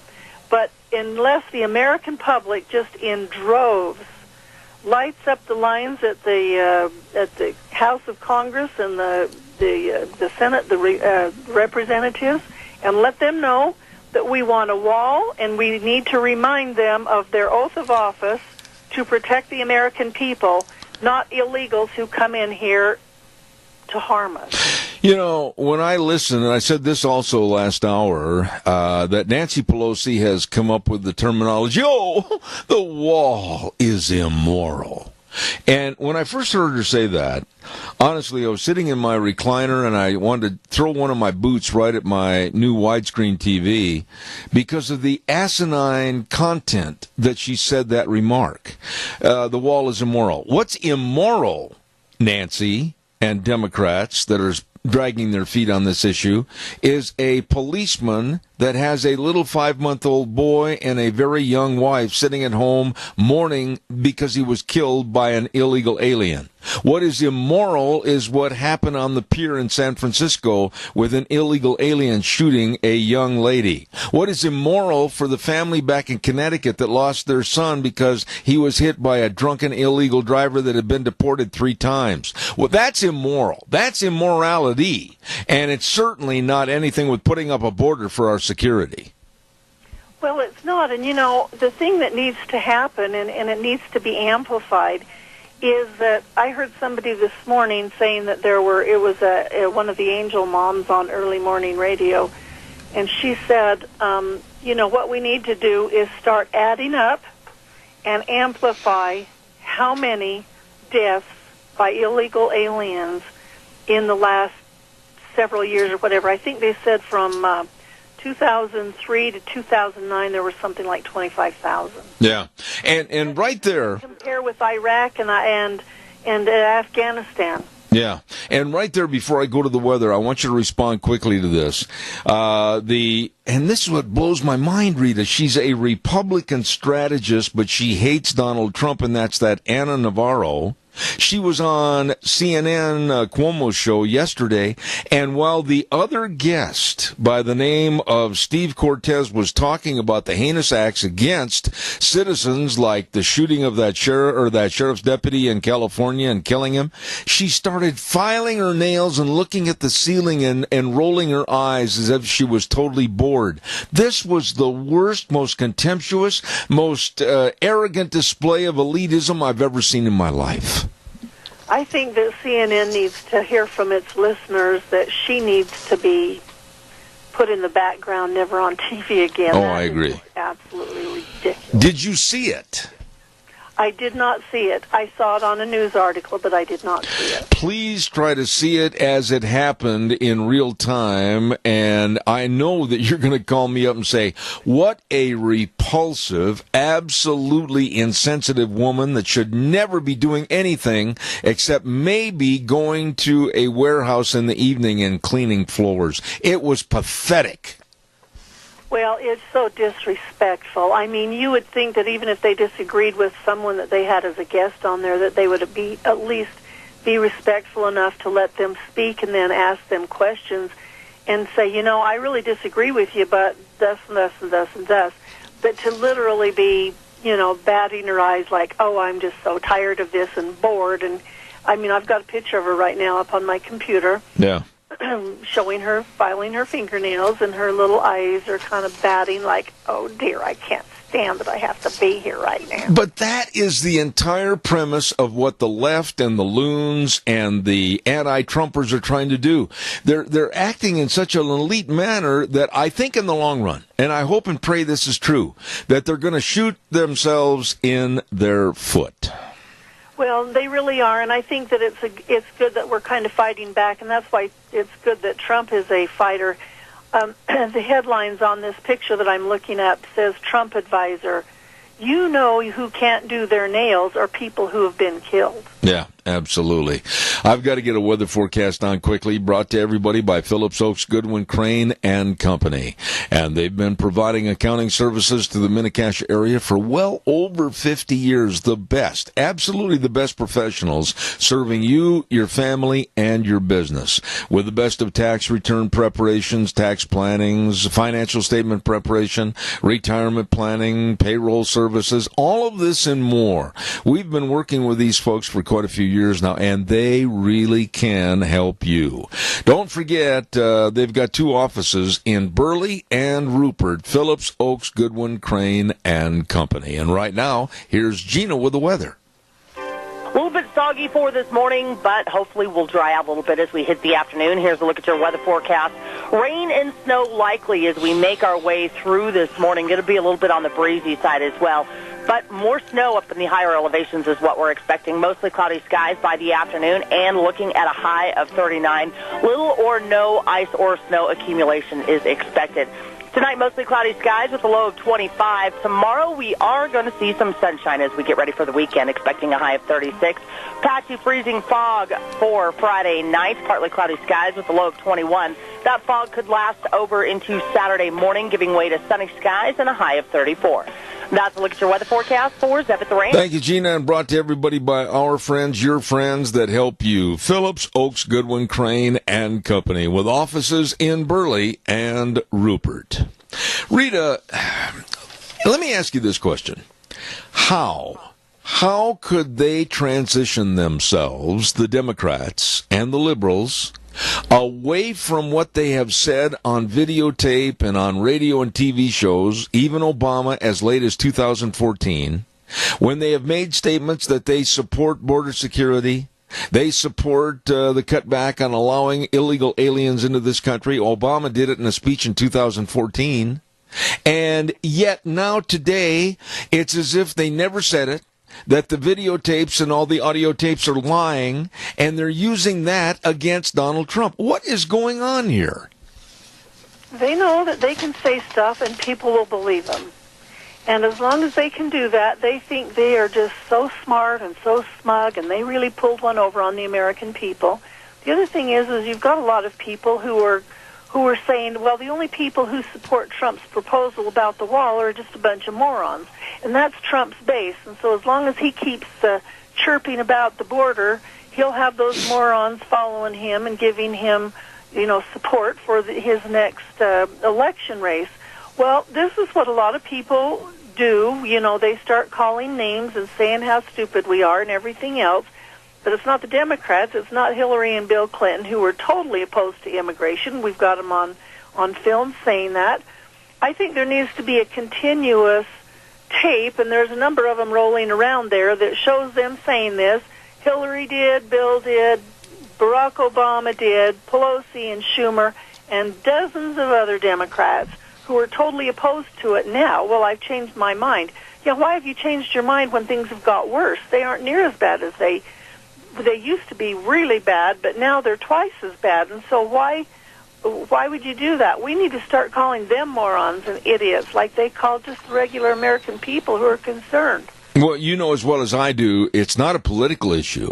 It's a definite hate of Trump and not realizing and accepting the fact that they lost the last election. This is nothing more than hatred against Trump. Trump could get up at 6 o'clock in the morning on a pure, beautiful day with no clouds in the sky and say, my goodness, that sunshine is beautiful, and every one of these Democrats would jump on the bandwagon and say it's going to rain.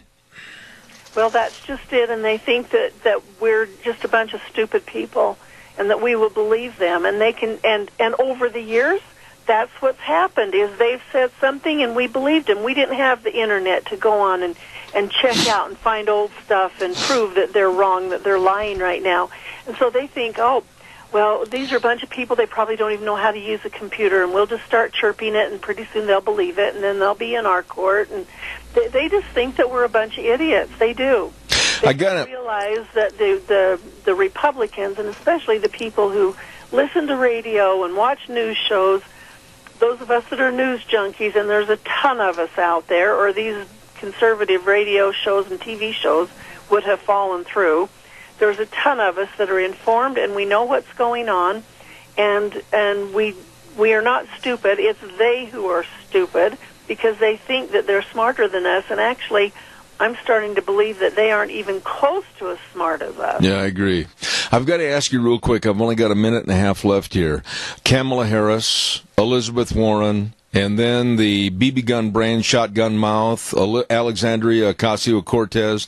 Do you fear what we're seeing creeping and crawling and growing like a cancer on the left? Oh, yeah. Yeah, I am afraid of that.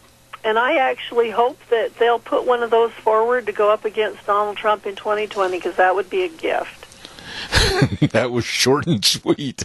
Any final thoughts for today? I mean, I'm anxious to hear how you're going to wrap this up. My final thoughts are people need to start getting involved.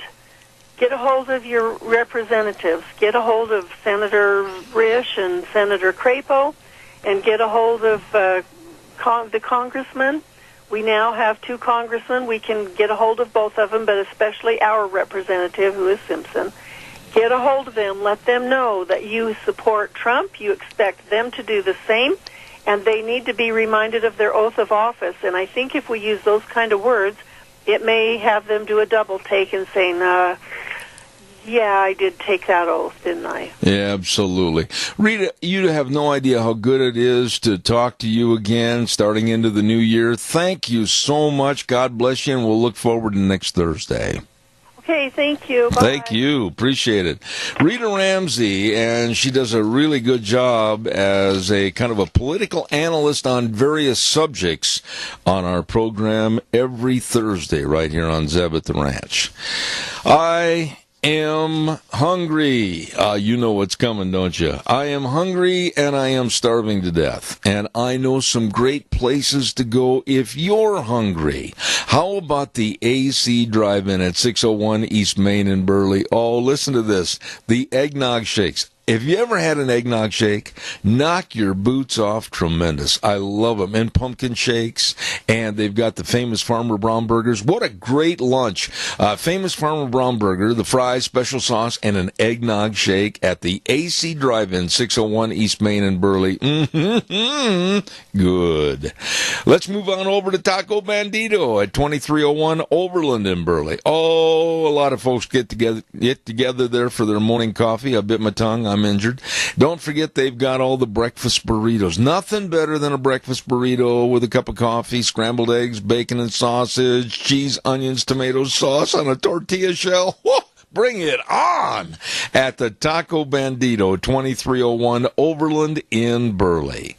Well, moving over now to not one but two burgers, etc. 124 South Oneida in Rupert and 700 Overland in Burley. A different soup every day, Monday through Friday. And they've got the bread bowls too, and they've got pumpkin shakes, and they've got every Sunday at the Burley location, shrimp dinner, only $5.99. Wonderful, nice people serving you at Burgers, etc. in Rupert and Burley. And last but not least, let's head on over to Steve-O's at 290 South, 600 west of Hayburn. Food made the way you love it. Absolutely delicious buffalo burgers and the new potato, the cheesy broccoli spud. Woo, baby, I love it. Great people serving you, and cupcakes. They got different flavors every week. All of this with great people at Steve-O's, 290 South, 600 west of Hayburn. And those are just a few great places to go if you're hungry and starving to death. And I am. We're going to take a little break and let Wheels have the football and run down the field to CBS News, and we'll be back in about 7 minutes. Don't go away.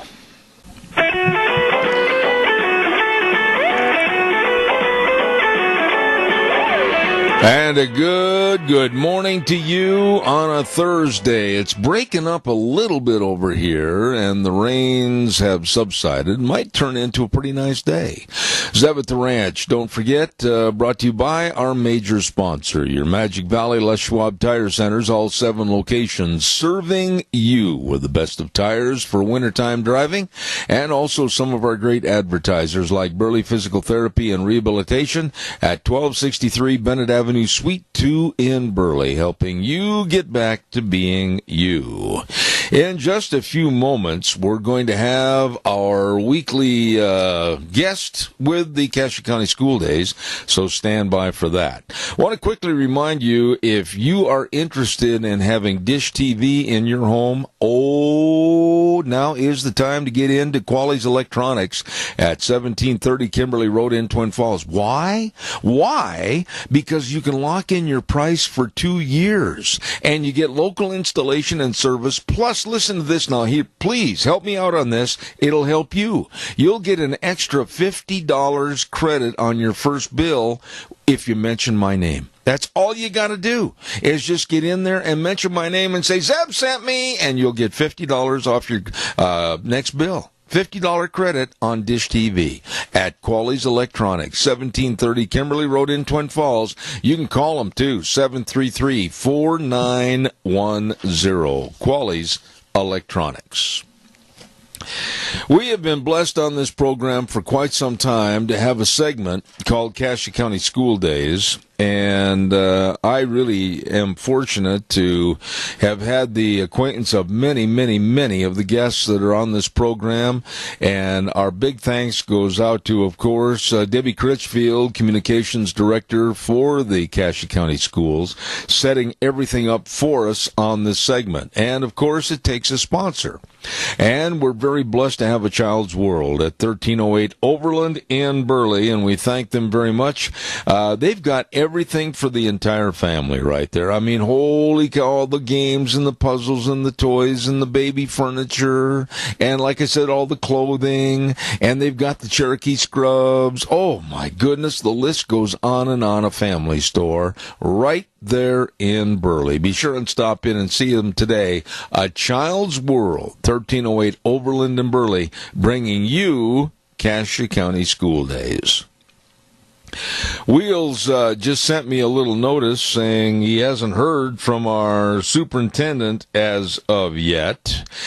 Today we're expecting to have on the program Superintendent Jim Shank, and he's going to be talking about the facilities bond election, and hopefully he'll be with us on the air. And if anybody knows Dr. Shank and can say, "Doctor, you're on the air, hurry," and have him call the number. Yes. I have him on the phone. Aha, Wheels, there you go. Thank you very much. This gentleman took the time and the effort a couple of weeks ago when I had my Christmas program here at my studio to drive over and be a part of our program that day and talk a little bit about what he's doing as superintendent of schools in Cassia County. And I really salute him for that effort. And we say Happy New Year to Superintendent of Schools, Cassia County, Dr. James Shank. Good morning, sir. How are you? Good morning and Happy New Year to you, Zeb. It was a pleasure to have you come out and be on the program, and we've got a lot of things cooking for Cassia County Schools, and one of the big issues that we need to get discussed for the general populace in Cassia County is a facilities bond election that's going to be held, correct me if I'm wrong, on March 12th of this year. Is that correct? Yes, that's correct. And give us a little background on the bond itself. Sure, you bet. On the 20th of December, the Board of Trustees passed a resolution calling for an amount of $56.7 million for 20 years. And essentially what's behind that bond and need is there's a lot of growth, as people are aware of, happening in Cassia County, Minidoka area, Twin Falls as well. And as that growth impacts our communities, it impacts our schools. And so there's some great needs in terms of needing new classrooms, new spaces for kids coming in. For instance, at Burley High School, we have 900 students there right now. We have 4 teachers that do not have classrooms to teach in.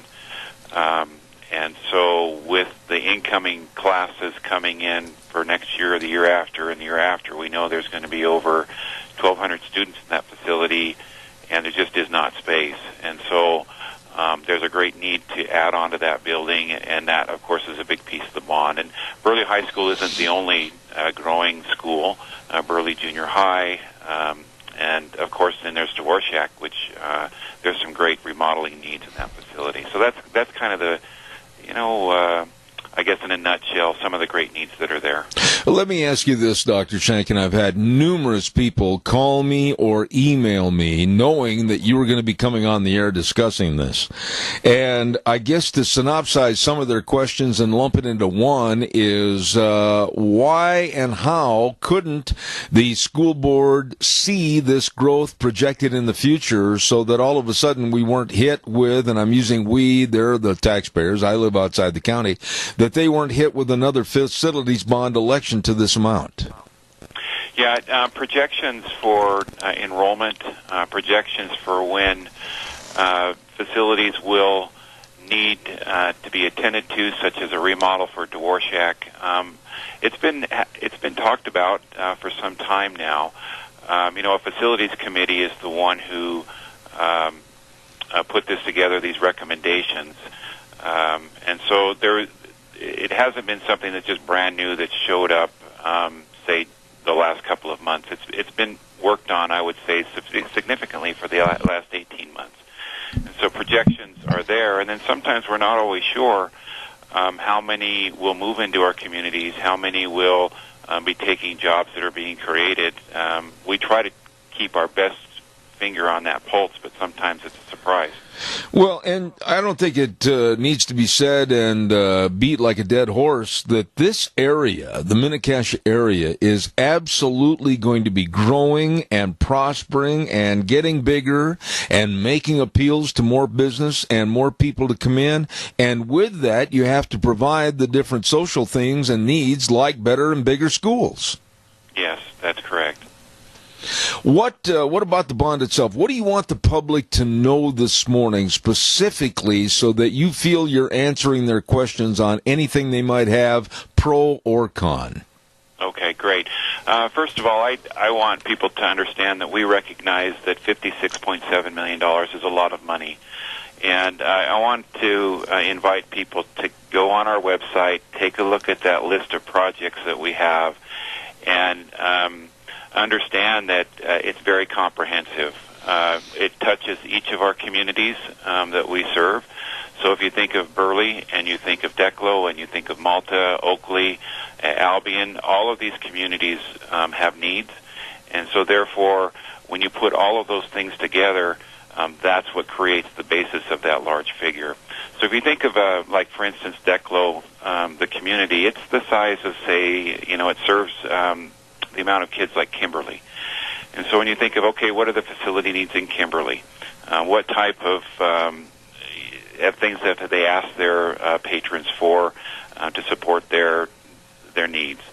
And so you add all those up in a consolidated school district, and it creates a larger figure.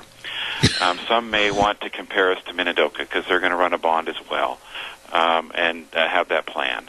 And it's about half. But if you think of the number of schools that are in Minidoka County, there's 8.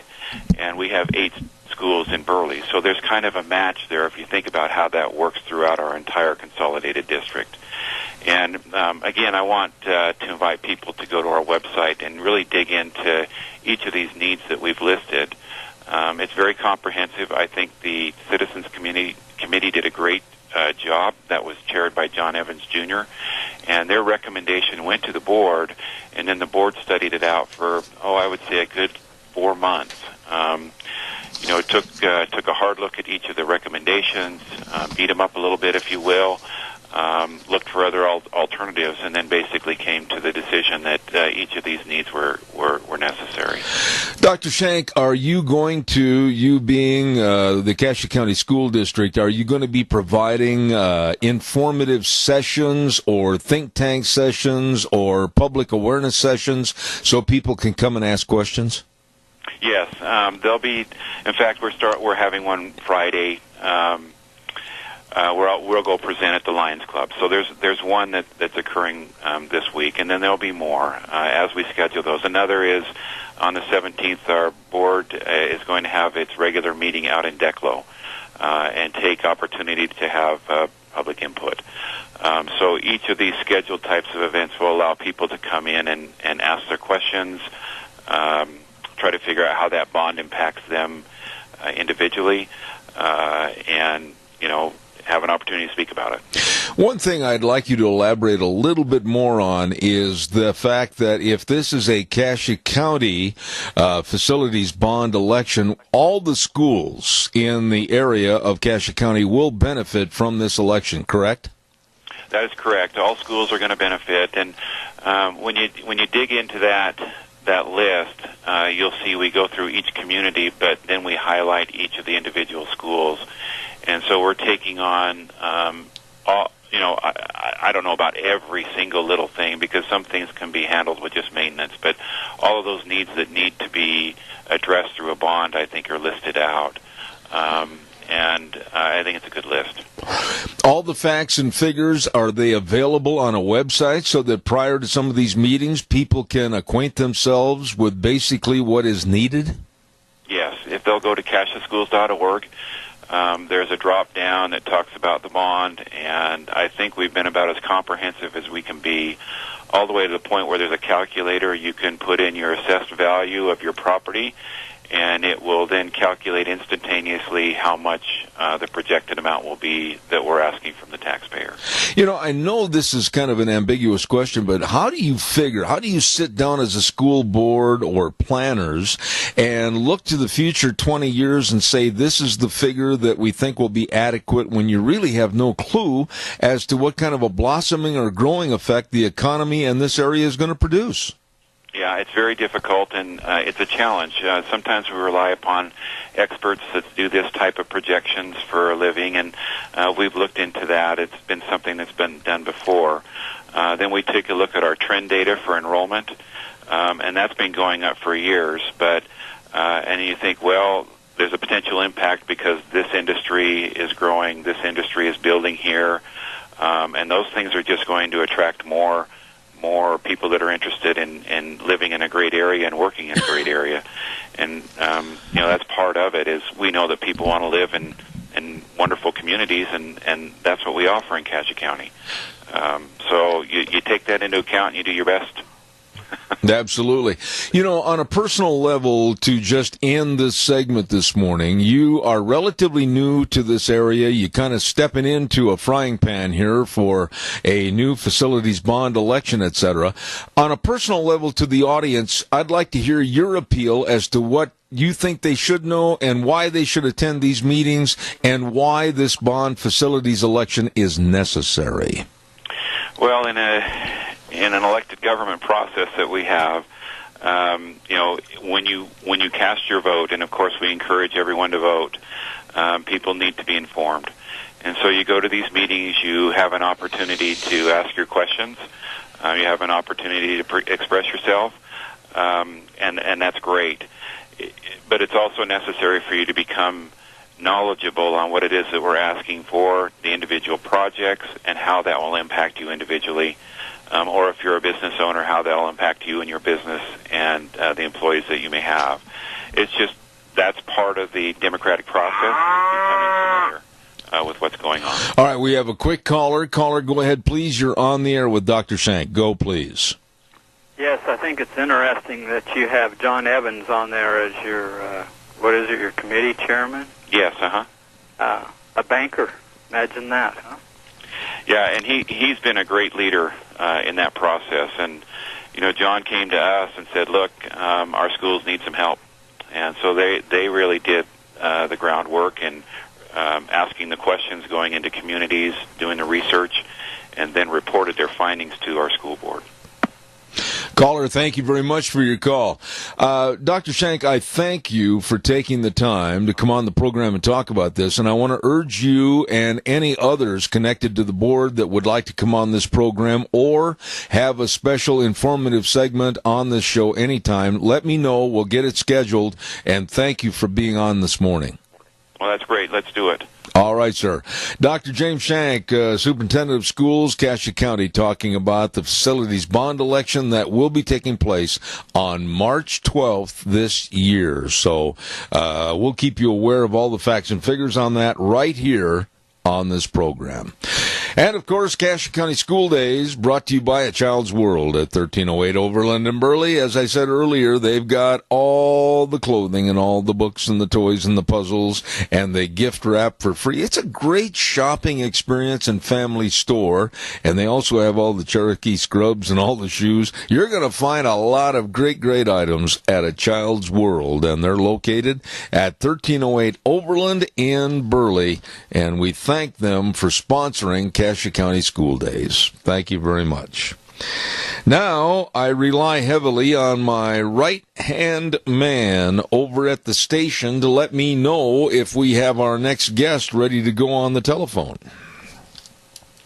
Yes, sir, he is. You scared me for a minute there, my itty-bitty buddy.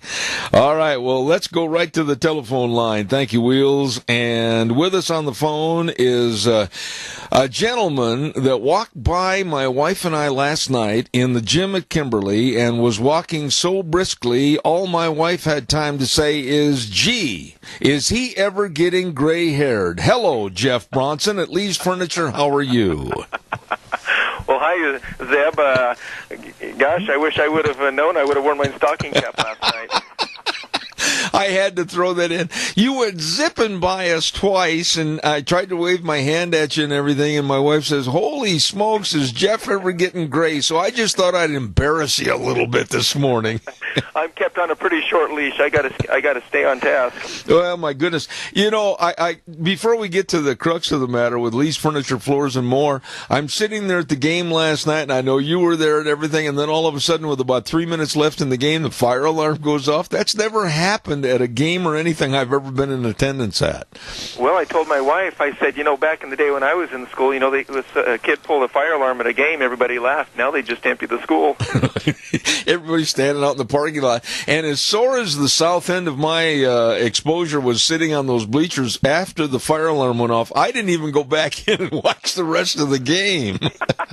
I think that makes both of us. I think we were close enough to the end. Oh, my goodness. Hey, what's going on with this great big January flooring event over at Lee's Furniture, Floors, and More? Zeb, this is really worth paying attention to, and I'll explain. This will go through the month, and we have special pricing and then special conditions for the potential buyer of floor carving, and this is what it is. You can purchase carpet for your entire home, which is up to 115 square yards. That's over 1,000 square feet. And so think in your mind living room, hall, and 3 bedrooms. You can buy a standard carpet, which includes the carpet, the pad, the sales tax, the installation, for only $69 a month. Wow. That is interest-free. Wow. Now, a person might say, well, that sounds fine and good, but what kind of carpet is that? Well, that actually goes up to about $16, $17 a yard. These aren't cheap carpets. Then, on a better carpet, you can do the same. Carpet, pad, sales tax, installation, interest-free, $89 a month for that same quantity of carpet. And if you want to get a premium carpet, Zeb, the very same applies, only $99 a month. Wow. Beautify your home and save money. Well, it doesn't stop right there, because many people come in and they say, that's all fine and good, but we want to put some hard surface in. Oh. We have the very exact same thing. And so if you want to put, relatively speaking, hard surface in your kitchen, living room, hall, bath, utility, dining room, which goes up to over 1,000 square feet, you can do a standard luxury vinyl plank for only $109 interest-free. And you can upgrade to a medium grade or to a premium, and a premium is going to run you $169 a month. Wow. Free.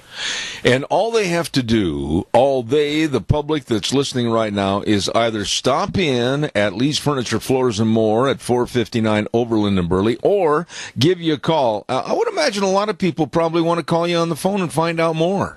Yeah, they do. And some of their main questions are, one, do we have it in stock? Yes, we do. Do we have installers here? Yes, we do. Do we do estimates? Yes, we do. They are free. And, we've got everything that you need. And we carry the newest, nicest styles. And we have the low price guarantees. Okay, now, I want to talk quickly about window coverings. I'm one of these guys that always thinks spring, and I like to look outside and say, hey, there's a robin. What about window coverings and all that kind of stuff? Yeah, we're full service with window coverings, blinds, shades, shutters, all of it. Again, free estimates. We have samples here in the store you can take a look at. We've got sample books that you can check out. We have designers, sales staff that can help answer all these questions. This time of year is a great year because they also not only beautify, but they help with insulation. And also many people are looking ahead, projecting, okay, how can I complete the look of my new flooring? We'll put window coverings with it. And as spring rolls around, these are projects that people want to start working on as they begin to do their planning ahead for the spring clean, so to speak. Absolutely. This gentleman and his staff are so efficient. They can answer all your questions, all the beautiful furniture, everything at Lee's Furniture. Jeff, did you have something else quickly? we'd just like to invite all your listeners to come on in. We're located at 459 Overland in Burley. We're open from 9 a.m. till 6 p.m. Monday through Friday, and till 5 p.m. on Saturday. And I want to remind you that you'll know Jeff because he looks like a human water bug going zip, zip, zip, zip, zip all over the place. And I got to tell you, his son plays the same way. I've never seen a kid with so much speed. That guy can go. He's the human dumpster fire. All right, Jeff Bronson, God bless you, man. Thanks. Have a great day. Thanks, Zeb. Take care. All right. Oh, his son, and they look so much alike, too. And his son was playing last night, and I mean, he's zip, zip, zip, zip, zip. He's all over the place. He can move. Calls are welcome and appreciated. Next half hour, what we have is one of my favorite guests coming on the program. He's written a couple of books, Great News for America and More Great News for America, and that's Dr. Gerard Navarro. And he's really, really uncanny at making a lot of really good predictions about what's going to happen politically, and he kind of hit and nailed the last election right on the head. Well, I want to ask him what he thinks about all this border mess and all the great conflict and debate that's going on right now that looks like we can never get back together again as a country. And I want to ask him about the parties, and I want to ask him about maybe the dissolvement of either party, the Democrats or the Republicans. We got a lot of things we want to ask him about this next half hour, so don't miss it. Right now, we're going to send it back over to Wheels. We'll be back in about 3 minutes.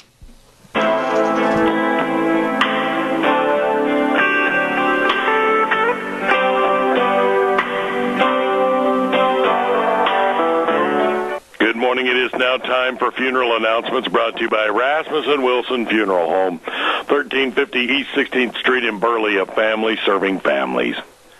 Dorothy Elizabeth Martin Silcock, a 90-year-old Burley resident, passed away Thursday, January 3rd in Burley. Funeral services will be held at 11 a.m. Saturday at the Unity 2nd Ward at 250 East, 275 South in Burley. Burial will follow in the View Cemetery. Friends may call Friday evening from 6 until 8 at Morrison Payne Funeral Home in Burley, and from 10 until 10:45 at the church on Saturday prior to the funeral. Elma Port Washburn, a 94-year-old Oakley resident, passed away Monday, January 7th at Parkview. Funeral services will be held at 2 p.m. Saturday at the Oakley 3rd Ward Stake Building at 355 North Center Street. Viewing for family and friends will be held 1 hour prior to the services at the church. Services will conclude with burial in the Oakley Cemetery under the direction of Joel Heward Morrison Payne Funeral Home. Vinola Archibald, a 98-year-old Oakley resident, passed away Wednesday, January 9th at her home. Funeral services will be held at 2 p.m. Saturday, January 19th at the Oakley 2nd Ward Stake Building at 355 North Center Street. Viewing for family and friends will be held 1 hour prior to the services at the church. Services will conclude with burial in the Oakley Cemetery under the direction of Joel Heward Morrison Payne Funeral Home. The funeral for Tommy Valdez, an 83-year-old resident of Hebron, will be held at 11 a.m. this morning at the Church of Jesus Christ of Latter-day Saints Hebron First Ward Building at 530 Villa Drive in Hebron, where friends and family may call from 10 until 10:45. Burial will be in the Riverside Cemetery under the direction of Rasmussen Wilson Funeral Home. The funeral for Bill Estes, a 79-year-old resident of Declo, will be held at 1 p.m. Friday at the Church of Jesus Christ of Latter-day Saints, Declo Stake Center at 213 West Main Street. Bishop Dale Darrington will be officiating, and military rites will be provided by the Mini-Caja veterans. Burial will be in the Declo Cemetery. Friends may call from 6 until 8 p.m. this evening at Rasmussen Wilson Funeral Home in Burley, and at the church on Friday from noon until 12:45. The funeral for Donna H. Mills, a 74-year-old Burley resident, will be held at 11 a.m. Saturday at the Church of Jesus Christ of Latter-day Saints, Burley 7th Ward at 2200 Oakley Avenue in Burley. Bishop Brent Wynn will be officiating, and burial will be in the Pleasant View Cemetery. Friends may call from 6 until 8 p.m. Friday at Rasmussen Wilson Funeral Home, and at the church on Saturday from 10 until 10:45. The funeral for Cleo B. Thompson, a 93-year-old resident of Burley, will be held at 1 p.m. Saturday at Rasmussen Wilson Funeral Home in Burley, where friends and family may call from 6 until 8 p.m. Friday and from noon until 12:45 prior to the service on Saturday. A graveside service will be held at 11 a.m. at the Mesa Cemetery, so at 1212 North Center Street in Mesa, Arizona, on Tuesday, January the 16th. The funeral for Betty Allred, an 89-year-old resident of Burley, will be held at 11 a.m. Friday, January 18th at the First Presbyterian Church at 2100 Burton Avenue in Burley. The Reverend Father John Zulikowski will be officiating. Burial will be in the Sunset Memorial Park in Twin Falls. Friends may call from 5 until 7 p.m. Thursday, January 17th at Rasmussen Wilson Funeral Home in Burley. The funeral for Darrell Lorenzo Green, a 96-year-old resident of Burley, will be held at 11 a.m. Saturday, January 19th at Rasmussen Wilson Funeral Home in Burley. Military rites will be performed by the Mini-Cassia veterans.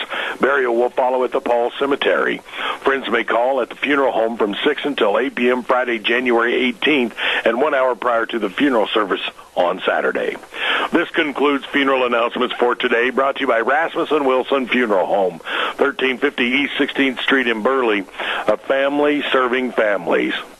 This is Jeff Rasmussen, owner of Rasmussen Funeral Home. My wife Amy and I opened our family-owned funeral home in 2000. It is amazing how the years have passed, and now it is 2018. We hope our family service has been professional, courteous, dignified, and most importantly, loving and kind. We have been blessed through these past 18 years to have good employees join our dedicated and capable staff. They too are committed to the care given to the families we serve. Recently, Amy and I asked our longtime employee, Court Wilson, and his wife, Jill, to partner with us as we look forward to the future of continued service to this great community. We will now be known as Rasmussen Wilson Funeral Home, an even larger family serving families. We are appreciative of Secretaries Lois Rasmussen and Regina Twist, Funeral Director Preston Flannery, who recently joined our firm, along with Sheldon Mallory and Ben Bierman, the area's most knowledgeable pre-need and aftercare specialist. We are confident that our caring family will continue to meet and exceed the expectations of our growing community. Rasmussen Wilson Funeral Home,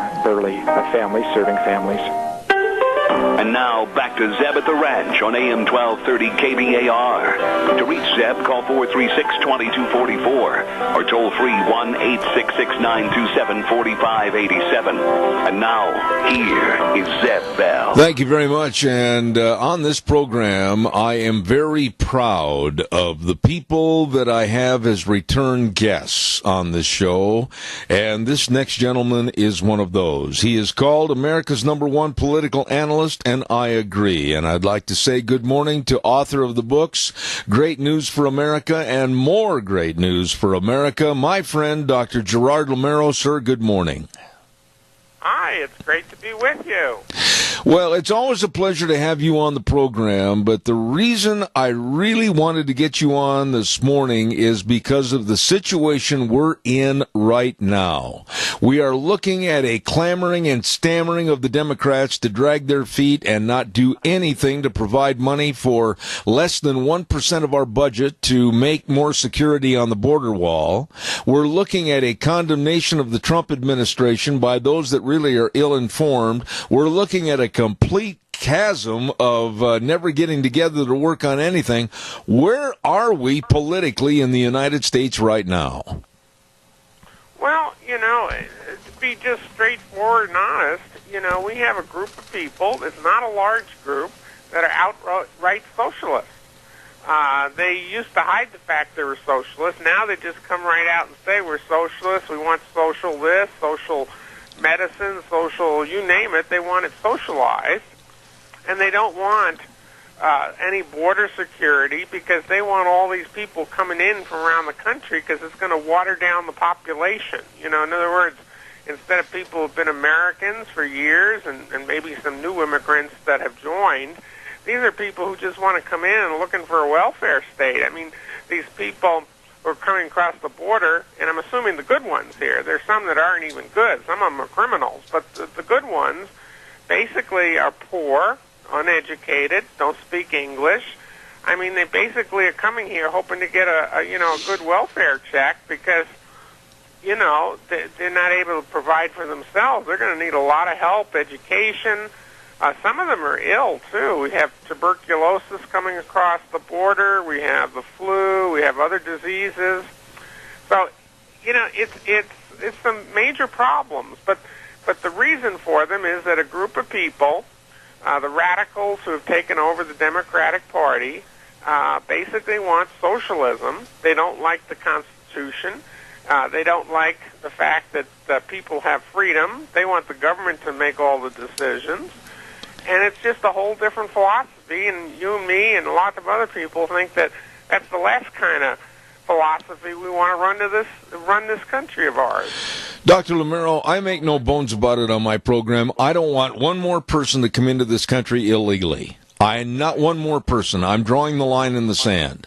I also would say this, that we have to have much more comprehensive work done on the refugees coming into this United States of America, so we have more than a yes I am or no I'm not attitude. We need to have more information on who they are, who they were, and what they want. I absolutely sound like an isolationist, and I'm not trying to be, but I want my country, for my family and my friends and neighbors, to be much more secure than what it is right now. Well, right now, there's an enormous set of drugs coming over the border. Drugs are costing this country $500 billion, believe it or not. And 90% of the drugs get into the United States over that border that's unprotected. There's diseases getting across. There are some terrorists. There are a lot of criminals. We're talking tens of thousands of criminals who are coming in. This doesn't do us any good. And what about all the people like Officer Singh in California that are killed by illegal immigrants who don't have driver's licenses typically, and they steal a car, and then they run into somebody else and kill them? I mean, this is just ridiculous. We have thousands of Americans who are dying, and we need to protect ourselves, and the Democrats don't seem to care what happens to the American people. They're more concerned with getting more votes in, because they figure all those votes are going to vote Democratic in the future because they don't know any better. What did you think the other evening about Mork and Mindy, or pardon me, Chuck and Nancy, standing there and saying that there is no crisis? It's all manufactured. This is not real. My goodness, you don't have to be a rocket scientist to understand when you see and hear about what's going on at the Tijuana border with rocks being thrown at our border agents, or guns and drugs being smuggled every hour on the hour into this country. If that's not a crisis, then I'd like to see another manufactured crisis. Everything with them seems to be their political positioning on an issue. They do whatever they can to gain power, keep power, and get more power. And, their whole statement is ludicrous. The president put forth the facts. They want to say they're not the facts. Well, who knows the facts better than the President of the United States with all his staff? And that they know who's coming across, and we know it's not good. And that Mork and Mindy, as you said, I think they looked absolutely ludicrous. The two of them standing next to each other, they looked so stiff. It was really a strange discussion to see them standing there. They didn't look real. Well, and I would say the content of their speeches weren't real either. Dr. Lamero, you know, because you're very well educated on what's going on politically, we are haggling over less than 1% of a multi-trillion-dollar budget. And the money of $5.6 billion is minuscule, and it's needed. Why can't we just say enough is enough and get it done? Well, the reason is they don't want it done. They don't want to protect America. They don't want to keep the illegal immigrants out. They want just what's happening to happen, and that's why they refuse to spend any money. And unfortunately, the American people were mad at a lot of incumbent Republicans who didn't do a good job, and they threw them out. And we got stuck with the Democrats for 2 years. They're going to be gone in 2 years. I really believe it because of the way they're acting. But nevertheless, we're stuck with the Democrats for 2 years, and they don't want anything in the way of a border fence because they want all these strange folks to come in. And I say strange because there's a lot of criminals, there's a lot of sick people, there's a lot of people that are uneducated, but they want him in. They're future Democrat voters. Absolutely. Absolutely. You know, and what bothers me is looming on the horizon, and I talked to some people back in Washington, D.C. this morning that are very, very concerned about a new caravan that's being formed and will be larger and more dangerous, heading out of Honduras and heading this way in the not-too-distant future. This problem is not just a crisis, it's a critical crisis. I agree with you, Zeb. You're right on. But that's not going to change the Democrats. I think what's got to happen is if the Democrats won't spend any money, which it doesn't appear they will, I think Trump is going to have to use executive orders. The Pentagon's current budget has $13 billion available for construction, and he can reassign that money because this is a military national threat. We're being invaded by these people, and he can spend some of that $13 billion toward the wall. He needs about $5.7 billion. So I think he's got to take action. I don't think anything's going to happen with the Democrats. I think they're just wasting time. You and I both know and have agreed on past programs, this isn't about politics. This isn't Republican versus Democrat. This isn't the wall or no wall. This is nothing more than we can't let President Trump win one doggone tennis match. We've got to stop him and make him look bad to the entire world. It's nothing more than a hate Trump movement. That's my feeling. Well, you know, it's true that he represents the movement. I would go one step further. I think it's a hate America movement. I think these people hate the Constitution, hate our freedoms, hate things like our ability to keep and bear arms. They hate free speech. They're always trying to shut down conservative speech. I think these people are just un-American and anti-American, and I think they want a different form of government. They want something like some socialist country. They haven't seen Venezuela up close because if they did, they wouldn't want to be like Venezuela. But that's what they're pushing for. They'll bankrupt the country. That Ocasio-Cortez in New York, with her ridiculous 70% tax and all the programs she wants that cost billions, and not billions, sorry, trillions of dollars, they want to bankrupt us, too. Well, let me ask you about that, Dr. Lamero, because you've touched on my next talking point. When you look at Kamala Harris, far, far left, and she's going to throw her hat in the ring for running for president. Then you look at the absolutely ridiculous Elizabeth Warren, and then you talk about the person that has the BB gun brain and the shotgun mouth, Ocasio-Cortez. They seem to be the figurehead. They seem to be the figurehead for what's happening in the Democratic Party leading into 2020. I'm concerned. What are your thoughts? Well, I'm concerned too, but I really believe that the more they're up front and tell people what they believe and what they want, the more people are going to be turned off. They represent probably less than 10 or 15% of this country, if it's that high. And I think most Americans, when they see flat out what it is they want, they're going to vote against them as fast as you can.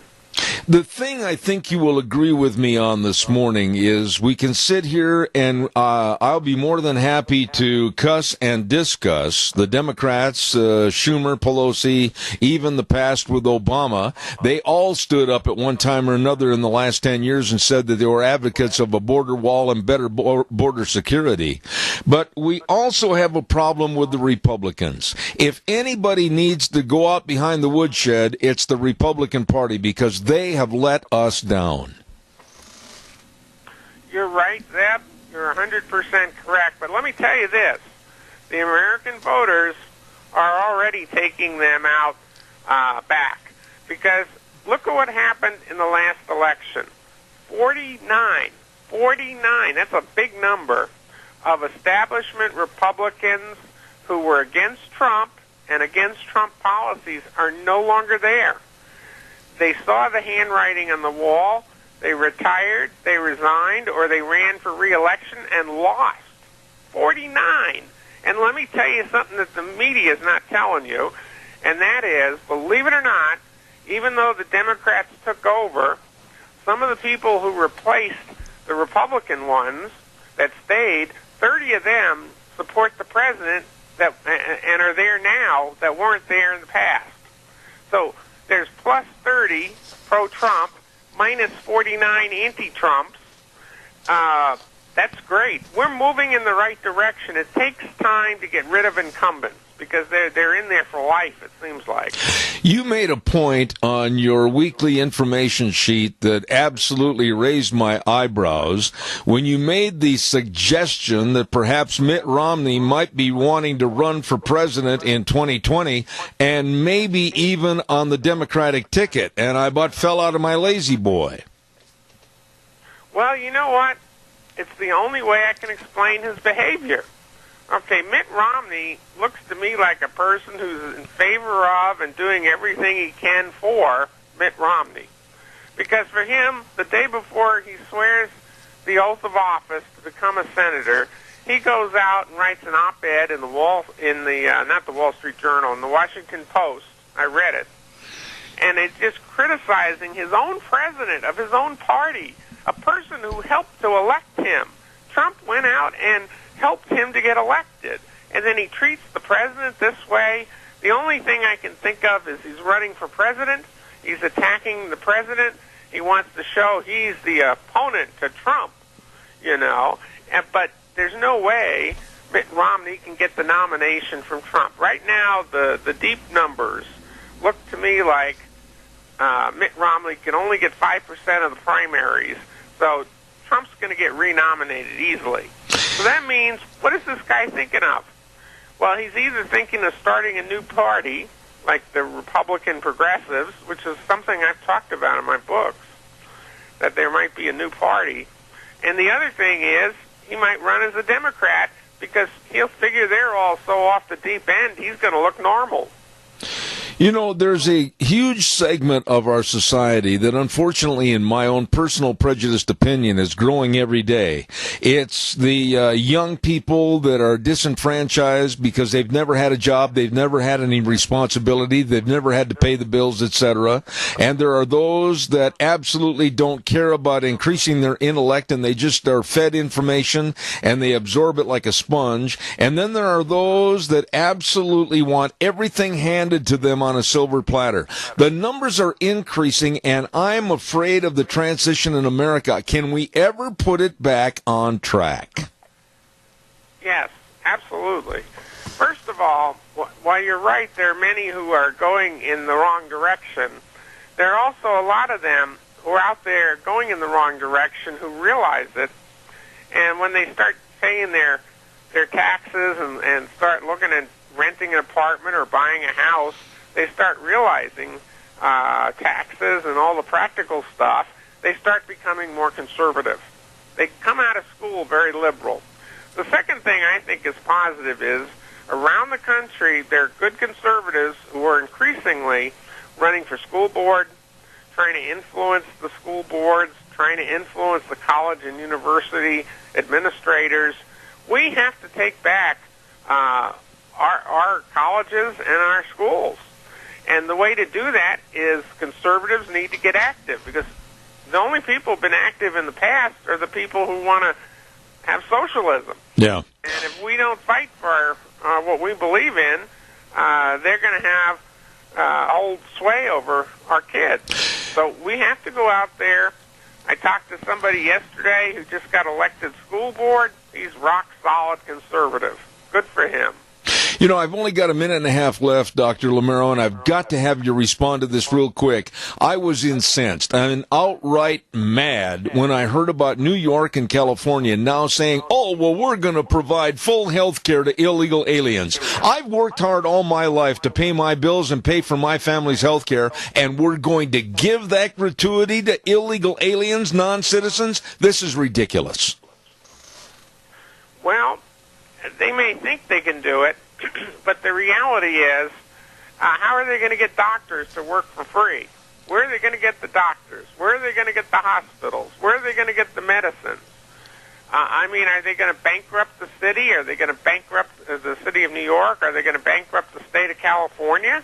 These people are socialist dreamers that don't know what they're talking about, because you basically bankrupt the country when you give away everything and you have no, you take away everybody's money to invest in future investments and so you're not creating wealth. You're just basically using up the wealth that's there, and that's why socialist countries all over the world have always gone bankrupt. Venezuela is bankrupt. They have to eat dog food and grass. They don't have food there. They had a rich country, oil-rich country, and their socialism destroyed it. And the people have no food. It's terrible. We don't need to do that here. Absolutely. I wish I had more time. I always enjoy the visits with you on my program. And this gentleman, if you want to read some of the outstanding books like Great News for America and More Great News for America, I urge you to check it out, Dr. Gerard Lamerlo. And I thank you so much for taking the time to come on my program. It's always great to be on with you. I really enjoy it. You're a true patriot and a true American, and that's wonderful. God bless you, sir. I'll be in touch. Thank you so much. Okay. God bless you. Thank you. I enjoy that man because he's straight from the hip and tells it like it is. Dr. Gerard Lamerlo, thank you very much. Whoa, weather forecast. Old Wheels is sitting there tapping his fingers on the desk. Don't forget our weather brought to you by Scarrows Meats, 331 North Road, Jerome. The number to call, 324-7657. Or you can go to their website, scarrowsmeats.com. Delicious meats like the marinated pork ribs or the tri-tips or the prime rib or the bacons or the sausages or the bratwurst. I love bratwurst. Love them. And all of this and so much more, scarrowsmeats.com. Check it out. Or stop over or give them a call. Scarrows Meats in Jerome, 324-7657. Right now, here's Gina with the weather. A little bit soggy for this morning, but hopefully we'll dry out a little bit as we hit the afternoon. Here's a look at your weather forecast. Rain and snow likely as we make our way through this morning. Going to be a little bit on the breezy side as well. But more snow up in the higher elevations is what we're expecting. Mostly cloudy skies by the afternoon and looking at a high of 39. Little or no ice or snow accumulation is expected. Tonight, mostly cloudy skies with a low of 25. Tomorrow, we are going to see some sunshine as we get ready for the weekend, expecting a high of 36. Patchy freezing fog for Friday night, partly cloudy skies with a low of 21. That fog could last over into Saturday morning, giving way to sunny skies and a high of 34.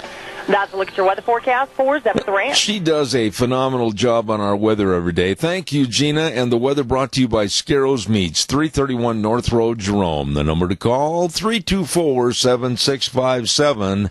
And they are changing the way we eat one delicious bite at a time at Scarrows Meats. Wow. Busy week, great week with a lot of top-notch guests. What have we got going on Monday? We've got Richard Manning. We've got Ace Luciano. I'm looking forward to having him on the program, new guest. And then at 10:30, of course, we've got our legislative update that's going to be brought to you by Handy Truck Lines. That starts at 10:30 on this next Monday. Want to give a great big shout-out and a thank you to our major sponsor, and you know who that is. That's, of course, our Magic Valley Les Schwab Tire Centers. All 7 locations with all the tires so you can be ready for anything the road throws at you, let me tell you. Whether you got a car, pickup, SUV, whatever, they've got all the tires, all the tread designs, and they can help you choose the right ones. Absolutely. And don't forget the brake service and, of course, the front end alignments, the shocks and the struts and the batteries. Work with the best that work to making sure you drive safely. Your Magic Valley Les Schwab Tire Centers. Lane and Rupert, of course, Dave on Blue Lakes and Twin, Mike and Buell, Mike and Jerome, the Twist family in Paul, Daniel on Poline in Twin Falls, and Randy on Overland and Burley. The best, your Magic Valley Les Schwab Tire Centers. That is going to wrap it up and put it back in the box for this week for me. And I hope you have a wonderful weekend, and we will be back here next Monday at 8:06, Zeb at the Ranch, right here on K-Bar, 12:30 a.m., and then streaming live on the Internet all over the world. Thanks to all of our listeners all over the world. Thanks for your emails. Thanks for your kind thoughts. And at 8:06 next Monday, we'll be back, where we always say the way things were are the way things ought to be. And the world needs more cowboys. See you next Monday. God bless.